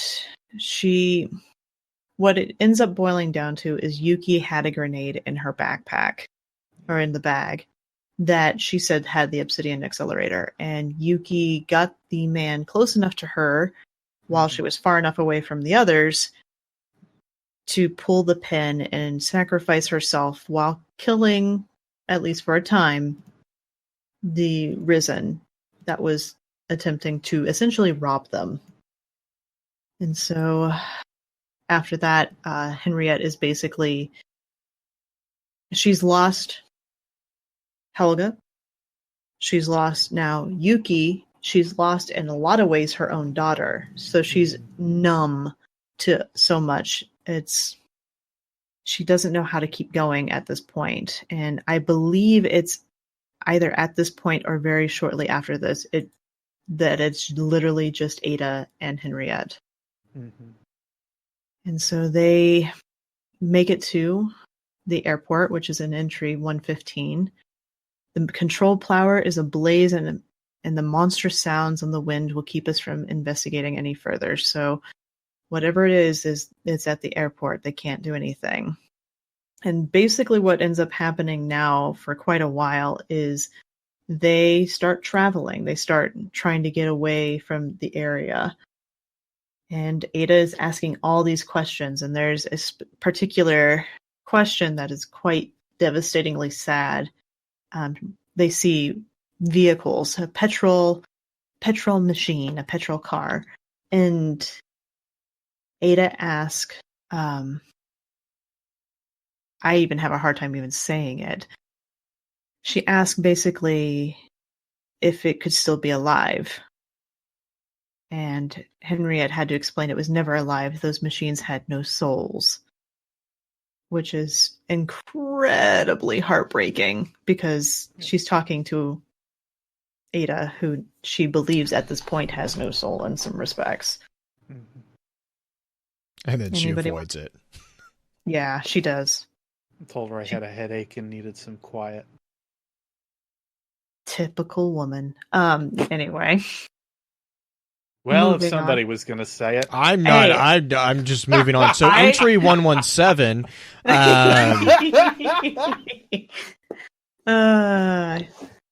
So they're wary of humans. They're wary of the monsters or the creatures. They are always on the road moving to nowhere, and they're paranoid. She can't escape the feeling that they're being followed by the man that had the drone. Mm-hmm. We also get actually a location, which is kind of nice. Henriette is hopeful if they can make it south to the Mediterranean Sea, even if it means going through the Alps. So the base for Black Armory is somewhere further north of the Mediterranean. Can't necessarily say for sure where, but they're wanting to go through the Alps, at least. Yeah, unfortunately, that is still a very large range. It is, but it's not South America. Yeah. Well, that, and then also if we take in Henriette, it would make sense that is the French area. Yeah. Right. Possible. Entry 123 is kind of a nice break from all the darkness of all of these. It's nostalgia. So essentially Henriette is explaining to Ada places from her own childhood. They came upon an amusement park, and so she was like, this is where I used to eat. This is where I rested my feet whenever I was tired. There was a petting zoo.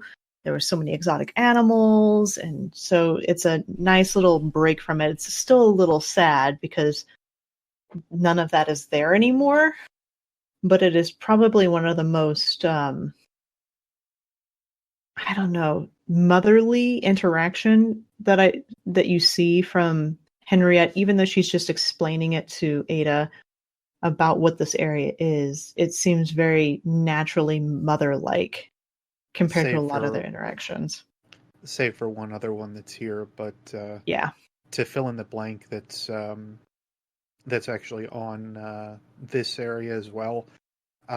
If anybody, if you have not read Ada's Lone Wolf, at this point, this is actually a very good place to do so. Which is her ship. Yeah.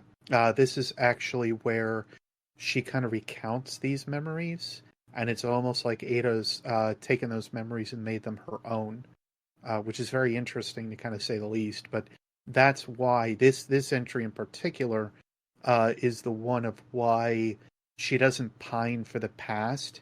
She pines for what was told in that moment to her, because that's really all that she knows.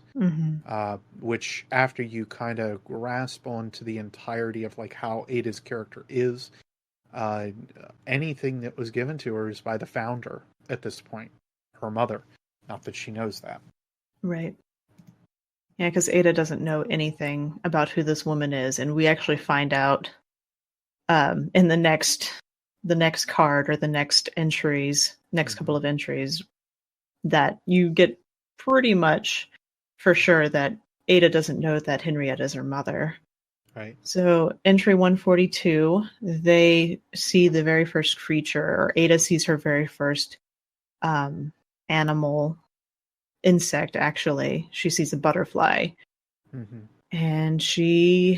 And this is another one of those moments. I think this is the one you were referring to, Beard. Yeah, this is actually where you can look back on the entry from Le Monarque.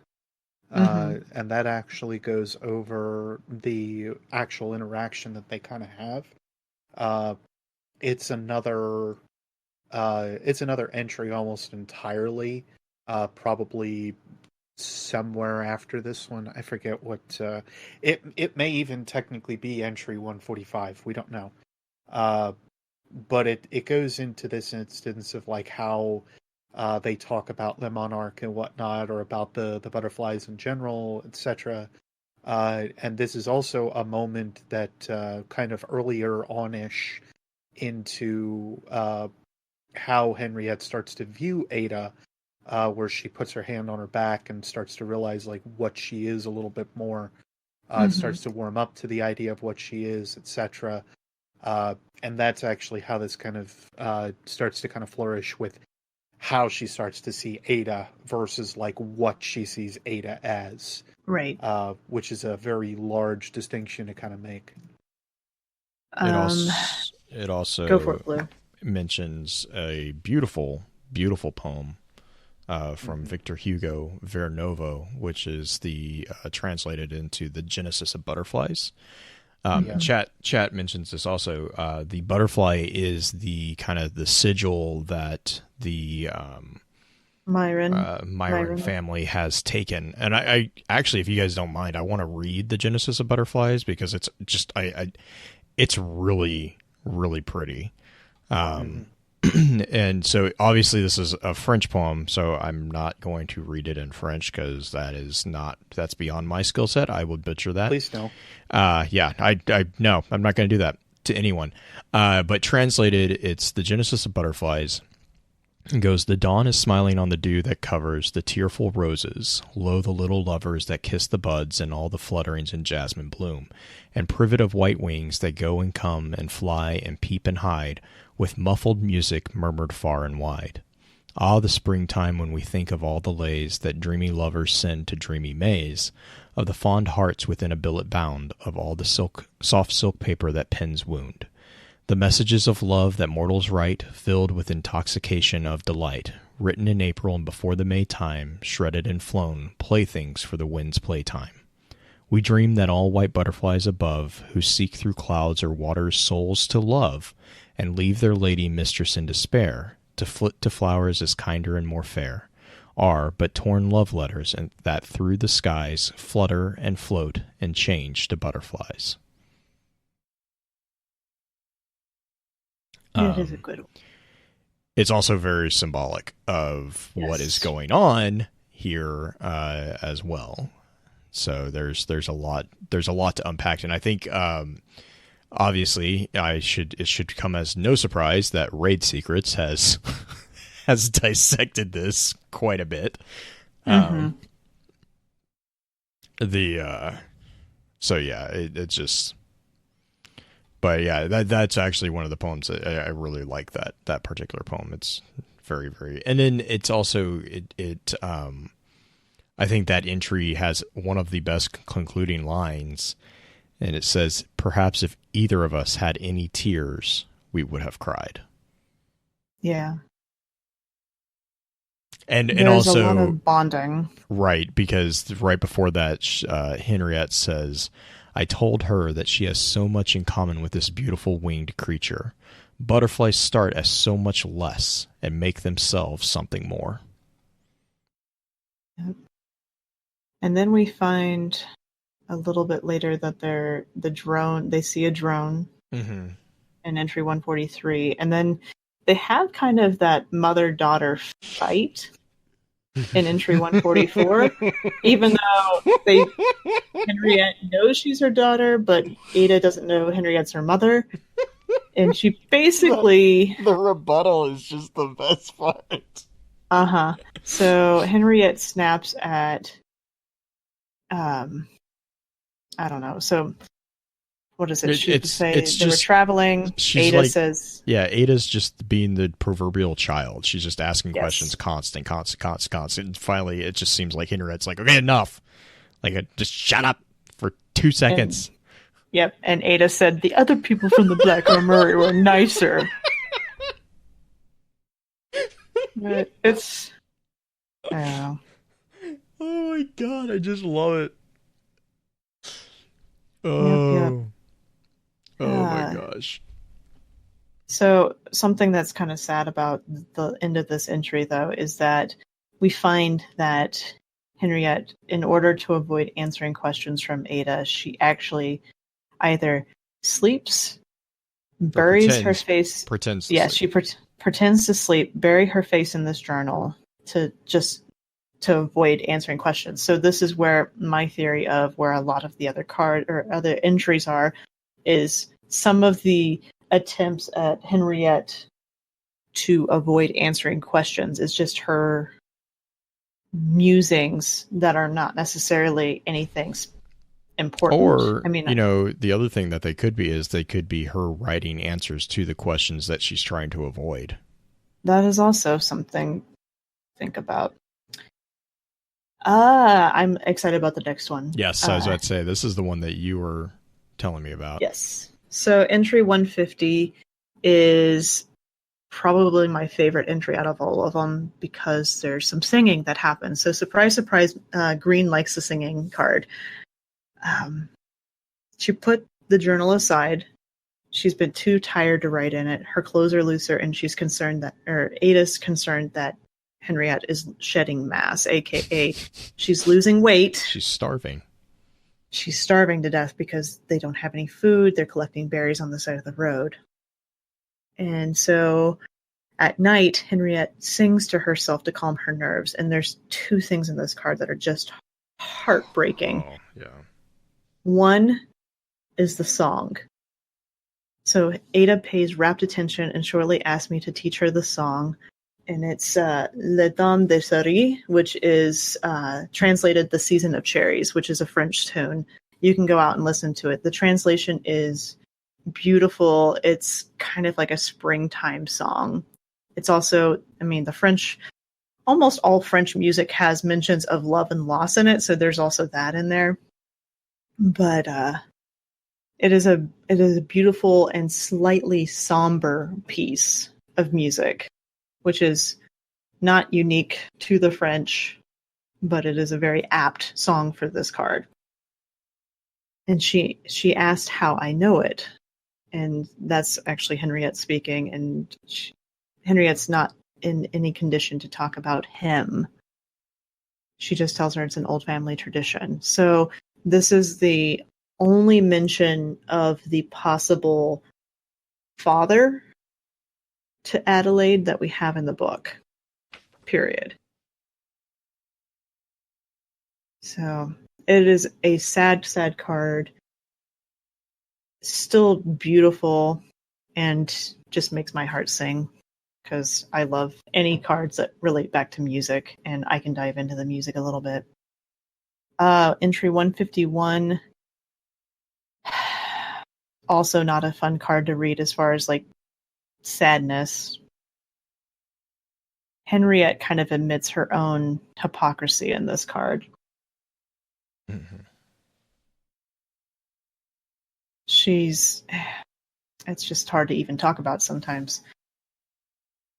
I tried to answer some of her questions about the Black Armory, about life before the end, about what I believed in, about what makes us who we are, about what makes her who she is. If you don't know where you come from, how can you know who you are? Our past defines us more than we are willing to admit. All this, all that is lost. I'm telling her that she should care for it. Our past is precious and needs to be remembered. I tell her this realizing that I'm the one holding back.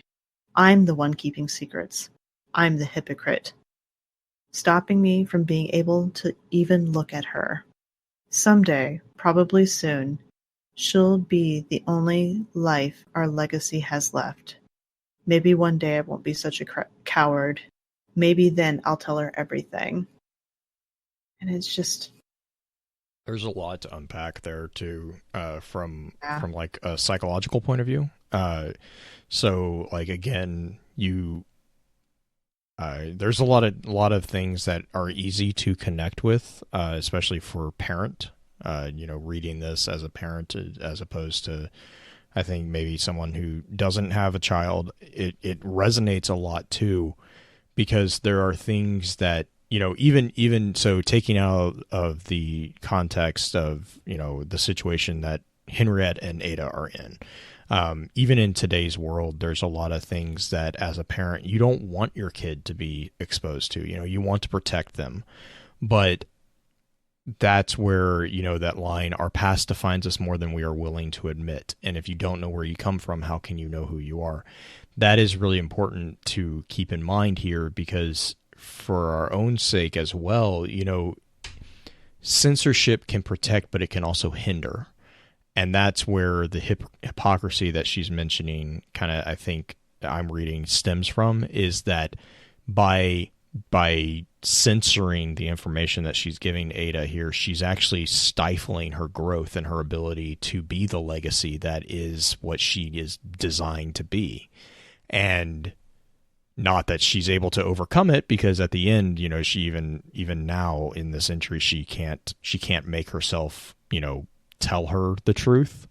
And I think that's where you see a lot of that heart-wrenching, emotion, because Henriette is 100% conflicted here, that she knows what she should do, but she doesn't have the strength to do it. And I as a parent, I kind of can resonate with that. There's a lot of times where you know what you should do, and it's not easy. There's a lot of stuff that you do in life that's not easy, but being a parent is one of probably the hardest things that I've ever come across. And it's because you have to make decisions that don't just affect you anymore, right? They affect another living being. And that living being is someone who might not necessarily respond to a situation the same way you do, which is it's just huge. It's a huge, variable that you cannot calculate. And I don't know, like, to me, this just resonates because it's there's the parenting aspect, there is the psychological aspect of just in general evolutionary, like, growth from a social standpoint, educational point. There's a lot going on here that I think is really important, not just in game, obviously, but also just, kind of something that speaks more to, a lot of what's going on in today's world as well. But I think in game especially, you see that this is a point at which she is choosing to censor the information that she's giving Ada to make it, make it more palpable or easier for her.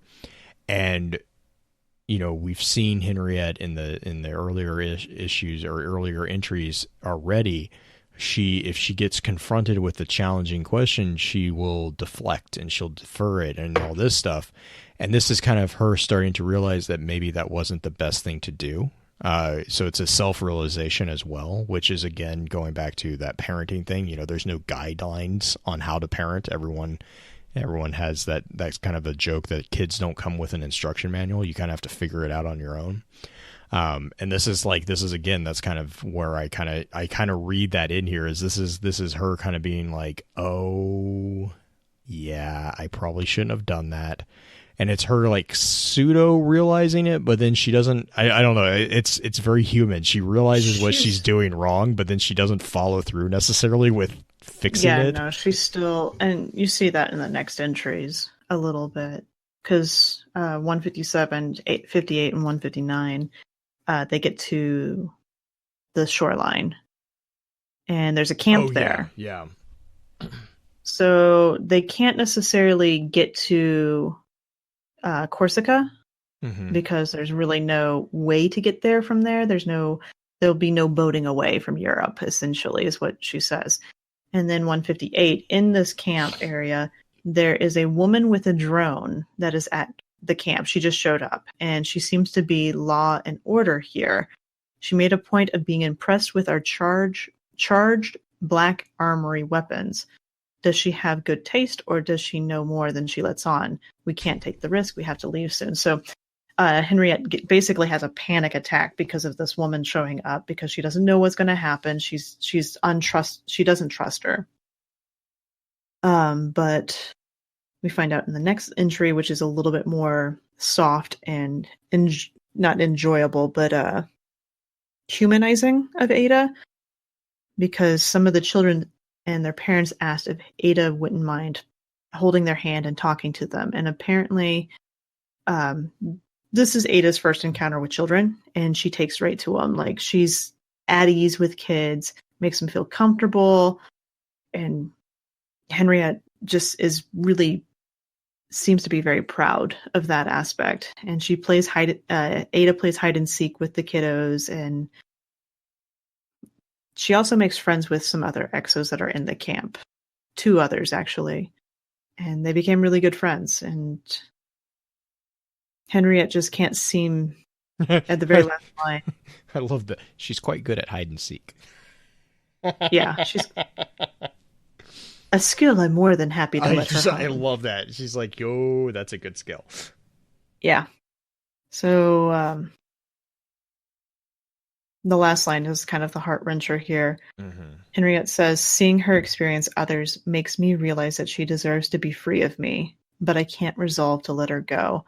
So Henriette realizes that she's not exactly the best mother, but she just can't let her, she just can't let her go, even though she knows that there are aspects that Ada would be fine with. Interacting with other people, children, especially exos, but she hasn't told Ada that she's her mother. So, entry 170, there are the people with the drones, human with drones, fought a battle in the camp against other people with drones. So you see 2 different factions of Risen going against each other. Ada and Henriette sees it as an opportunity to escape. I know why they're here. I recognize one of them, the man from before, the one with the red drone, the one who killed Yuki. They're here for the Obsidian Accelerator. We have to leave. And so she watches the camp from the cliffs, and she sees the people with the drones fan out in all directions. And she can follow the path in the darkness by the flickering of their drone lights. There's no time for anything else, and despite her concern, she has opened up to me. I'm removing the Obsidian Accelerator and sending her down the road. They can come and get it from me, not her. This is likely goodbye. And that leads us to the final entry. Which, before we get there, I want to call out something real quick as well. Go for it. She, in entry 170, obviously she knew this man in particular. She's also sitting there calling out the red drone, which seems to not be similar to all of the other drones. Yep. So the red portion is definitely not something that is consistent with other ghosts that are hanging around. In addition to this, they are, at least I'm assuming, several miles or maybe even much further than that, considering they get to the shoreline, to the Mediterranean, uh, away from the labs that they were in, or away from where their original headquarters was. So keep that in mind with her taking the Obsidian Accelerator away here, versus, of course, where we seemingly find it, which is in another position, completely different. That's what I'm kind of wanting to point out here, at least originally. Just keep it in the back of your mind. I still want to come back to this in a little bit, but again, the drone being called out as red is very important, and it is obviously a factor that makes Henriette have to sit back and go, I know who this guy is. Anyway. Yeah. But yeah, last entry, which, Green, if this is tough for you, I get it. I can take it. Please. The final entry is a rocky one. It is effectively a goodbye letter to Adelaide, which is actually... There are two things here at the top of this entry that are important to pull out. The first big one is that this is listed as final entry. And then after that is Dear Adelaide. Doesn't call her Ada, doesn't do much of anything else. It says Dear Adelaide. And all of this is within the final entry. She does not expect to get away from this circumstance, and we have no idea if she actually, does or not.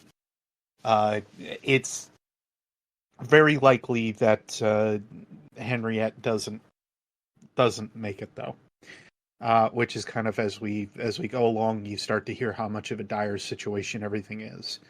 I think I'm honestly just going to read it, because I think for Henriette this is a good, I agree. Goodbye session, honestly. So again, starting from the top here. Final entry. Dear Adelaide. When those people and their drones found me alone at the deserted intersection, they demanded to know where you were. I offered them the Obsidian Accelerator. I gave it freely. You promised you would leave me, and you did. But you never said how far you would go, did you? You stayed close enough to watch through your scope. As the man took aim at my head, I heard the shot and assumed I was dead. But it was him who was dead, not me. You were so far that none of us knew where to look. The second man winged me with one of our own weapons. He began to gloat about that, but another round from him shut him up. Another round from you shut him up. Two more thunderous shots and their drones were as dead as they were. I saw the glare from your scope disappear, and I knew you were heading away. I know you must feel guilty, but don't. It was I who wronged you. I grabbed the accelerator and got as far from the shouts of the aggressors as I could. They've been on my tail. By now you're long gone, and I've led those people back inland. But I'm done running. The end of my story is close, as it probably should be. So I guess it's time I tell you a few things about, well, you. The end of your life should have followed its natural trajectory. I'm ashamed I changed it for selfish reasons. Does the name Adelaide bring you any flicker of recognition? It is your birth name, and you heard it every day of your life until the day I sent you, without your consent, into a new world. You became Ada 1 when I robbed you of your end. I've loved you since before you were born, and in trying to give you everything, perhaps I've robbed you of a final human experience, a dignified death. I know I will not see you again. If you want to know about your past, know that you were born on a second time in the Niobe labs. When you were wounded at the labs and I saw you were losing your fight, I did what I always did when the chips were down. I created something. You, Ada 1. From what I had almost completely lost, I did it out of fear of losing you forever. I charted the course of your life and made decisions that were yours to make, not mine. I hope you find it in your heart to forgive me for that. I was naive, looked too often to the past. I just couldn't let any of it go. I never did have much respect for the natural order of things. Helga, well, she was the opposite of me. She only wanted to grow the armory to see its full potential, and Yuki helped make that vision possible. The two of them spent as much time looking ahead as I did looking back. I realize now that there's a balance to life. You look backward a little, you look forward a little, but most importantly, you live in the here and now. You appreciate what you have because you never know when it'll be all snatched away from you. Learn from our successes and our missteps. Be bold. Do not fear the future. Respect the past. And never forget where you came from. And try never to fear death if you can help it. I know I don't anymore. You know, it's funny. I never considered how lucky I was for the time we had together. The envy of all the mothers who ever lived. I got to love you twice. Your mother, Henriette. And as I am sure that both Green and Blue are in partial tears at the moment, I do want to kind of jump on a couple of things here real fast too. I think I had actually tweeted this one out, but I realize now that there's a balance to life. And I thought that was probably one of the most strongest entries that I personally have ever read within this lore, just as like a lesson to life. This is not just a lesson or a plan back to Ada, but it can be carried to us as a whole, as either the Guardian or just for us in our own day-to-day life. As the Guardian, we still need to go ahead and sit back and think about like how our life was or is or otherwise. We just had this same thing happen with Cade not long ago. We had it where Cade is now, of course, shot dead by Uldren. And now we have the possibility of Uldren popping back with this new Guardian, I suppose, because he may not even be called Uldren at this point. Popping back, and we now have to think about how he was in his past, but now we have to also think about what he's going to do in the future, or the here and the now. All of this ends up tying back into how we are as our character, how we are as our progressive story is going to continue. This is basically going to be the lesson plan and the lesson book that we can look back on as newer stories and tales are told. And it all comes back from a mother from the collapse ages that lost her daughter and saw no other instance but to try to hold on to her in some way, but to turn her into an exo, something that she absolutely hated. And by the end of it, at least, now has the appreciation and value for what that ended up being. In the same, can Marisov actually do the same thing with her brother now that he has turned, or can we go ahead and forgive Uldren for what he's done as well, for him being changed into the ways that they are? And I'm using Uldren as an example because there are so many others that we could look at in the same way. Saladin for Rasputin, Ikora for Osiris. All of these end up kind of playing out into how all of it sort of is amped up within our world and amped up within the universe that we have.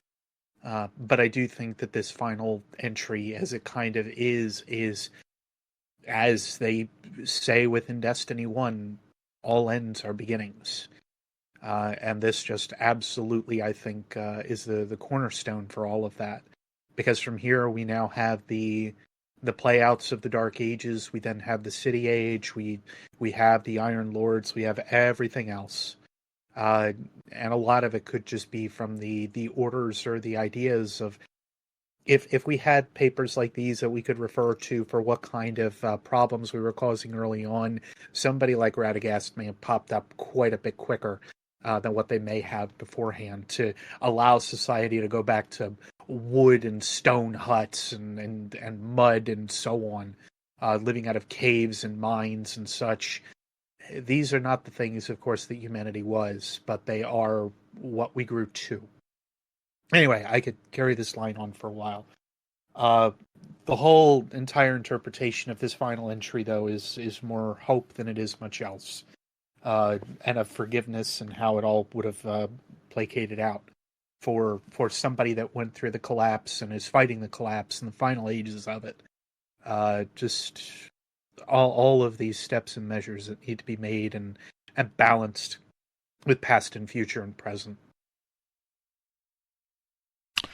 Yeah. So I don't know how else to end it. So that was like I'm like, well done. Yeah. Well done, Brother Beard. I mean, I kind of mean that, as much as snark as I put in that, I also mean that quite sincerely. I mean, that's exactly what I was thinking when I read this. The hope, again, it's that hope. It's what makes me love the lore of Destiny, is that even in this darkest of events, like this is a individual dying. Like, I mean, you have to keep this in mind. This is the swan song of Henriette, and even in that, she is professing, be bold, do not refute. And I think that is that hope. That hope is that underlying thread, which is what keeps bringing people back to Destiny from a story perspective, is because that's not common out there. It's really easy to get lost in the darkness of either the past or the bleakness of the future. And, kind of what you're saying, Beard, about, don't be afraid of it and respect it, but also live, appreciate what you have now. And, because you don't, I mean, even we have no idea what's going to happen tomorrow. I think that's an excellent point to close out. If you're okay with that.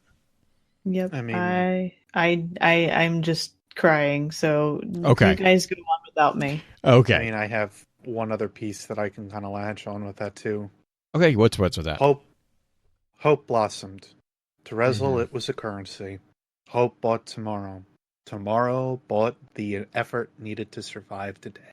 Chat, Black Flag has a good summary too. Is, more hope beyond hope. A mother walked through hell and understood that her daughter was safe, alive, and would be the greatest legacy she could leave this broken world. I mean, and that's where I love the twist at this end. Is the twist is that this isn't a hopeless story. The twist is that in this story of hopelessness, hope was bloomed and hope was brought into existence. And I think that's the beauty of this particular story. And that's where it's different than The Road. Highland, yeah. And this is why I appreciate this story, and is because it just is, again, that sense of, you go through hell. And, as a parent, I resonate a lot with that. You would sacrifice everything for the child that you have, or, children that you have, if you have more than one out there. That's something that as a parent, you just, that's just, you do that. And that just resonates really strongly with me. But I go for it. Another connection as well. What happened with Destiny 2's Red campaign, the Red War campaign, because Ikora makes a very large connection in this manner as well, saying, what would be the point of launching a war if only you would survive? Where only one still stands, you at least still have a legacy. Yep. So that being said, shoutouts. Beard, what shout outs do you have for us this week? There is only one shout out that I can quite frankly give right now, and that is towards the entire Destiny community, in particular, a little bit of a side thing, to Raid Secrets. the amount of time and effort that was placed into attempting to unlock Niobe Labs before Bungie broke down and unlocked the sucker is amazing. The amount of stuff that went into that entire puzzle and whatnot was just incredible.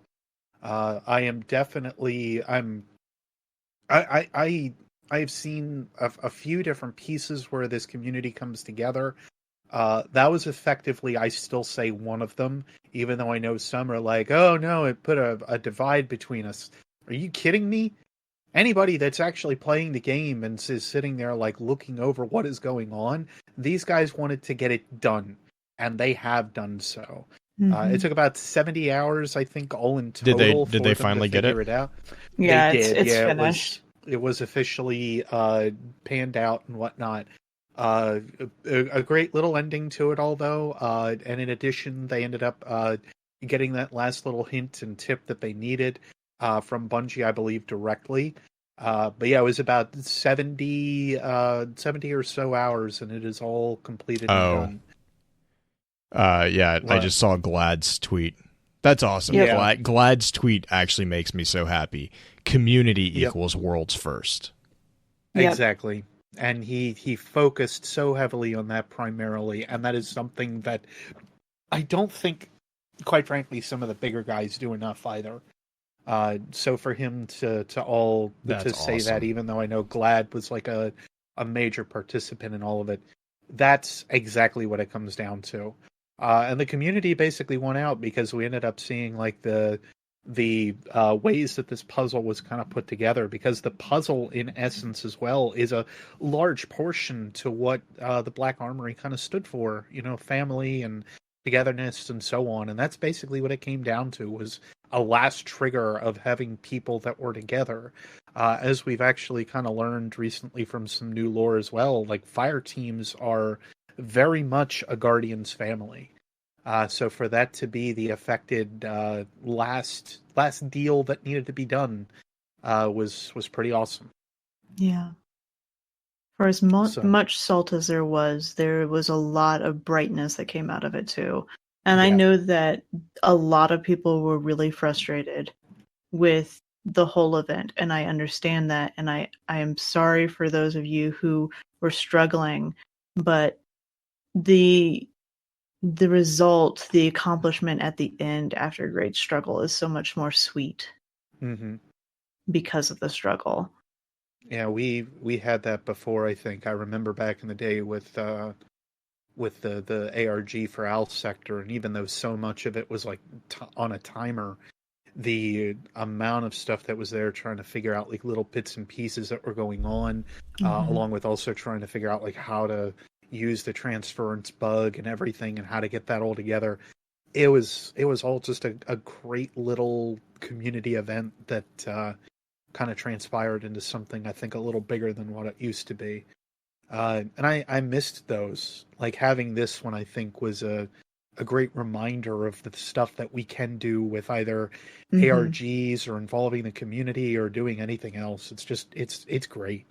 No, So I will be a tiny bit critical on top of it, because for as much work, like, are you talking about Raid what was Secrets said about this? Well, sort of, because there was a lot of just hate about the whole thing, but I don't necessarily want to go into that. But as far as pull up Bungie, yes, there were things that they could have done a bit better. Like they could have had checkpoints, which would have helped a ton of the teams out. Because I know, I don't know if you watched the video of Dado basically having his mental snap at 2 a.m. after having worked on it for so many hours, but having to wipe and restart the whole thing because you had to start it from the beginning each time.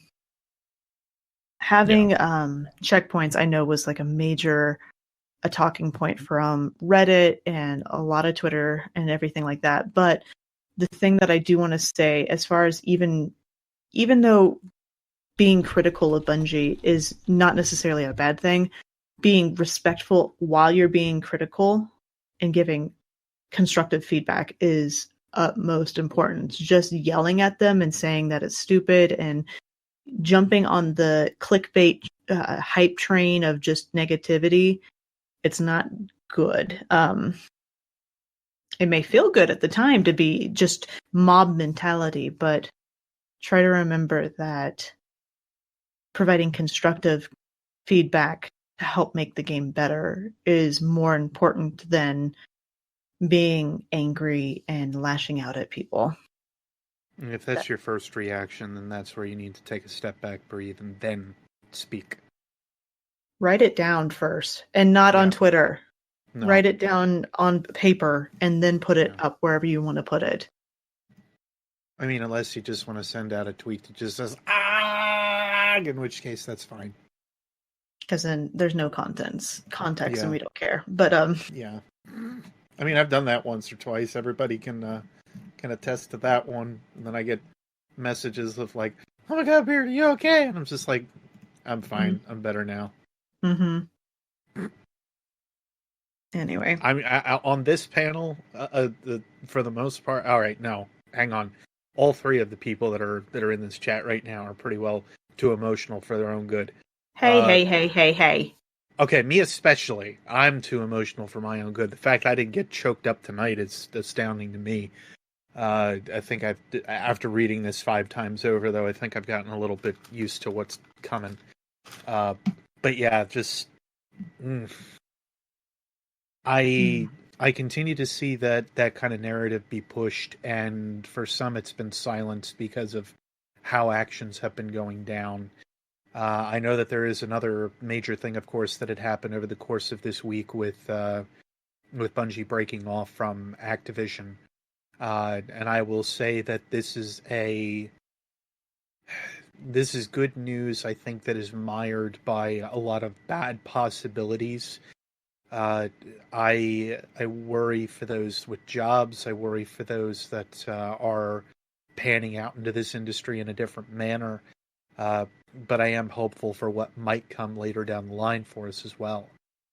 So if there's any other shout out, it would just be to say, for now, good luck to Bungie. I'll be getting you in a video when I can to say what I hope you don't re-implement into Destiny 3 if there ever is one.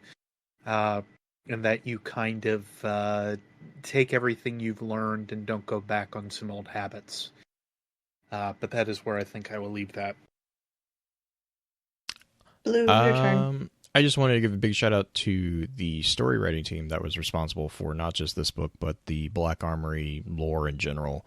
We've mentioned this a couple of times, and I've chatted with a couple of the narrative team that was responsible for this, and I just, this is why I love doing this podcast, this entry into the story. Again, I'm not a fan of the mechanics of the game, but that's not anything to be like, I'm not going to harp on that too much. I am a huge fan of how the game is progressing as far as the story. I like how that is going. I like the fact that they continuously are, building up hope and building up something that is bright and not just, delving into the dystopian tropes and all that. But they're telling it from a realistic perspective. They are retaining reality, right? Yeah. No, yeah, and I appreciate that. I really do like that particular form of storytelling. So that being said, I really do. That's my shout out, is really just a huge thank you and appreciation for the work that has been put into this particular, and not just this particular, but everything. But I mean, this particular one, this being the topic of tonight's chat, definitely was a pleasure getting to read this and tease it apart and, talk about it. So. Yes, that all being said, we'll run through an outro and we'll probably stay around for a little bit of an after show. So, With that, we'll begin to wrap the chat up. Thank you again to those over on Twitch for coming to spend your evening with us. If you'd like to join us for the live streaming of the episodes, please be sure to give us a follow over on twitch.tv/focusedfirechat. Links to all our episode archives can also be found at www.focusedfirechat.com. Please be sure to email us at focusedfirechat@gmail.com with any comments or questions for our team concerning the podcast, and let us know how we're doing by giving us some feedback and a rating over on iTunes as well. Also, be sure to check out all the amazing work being featured over on thelorenetwork.com. So until next time, focus your fire, and may your light shine bright.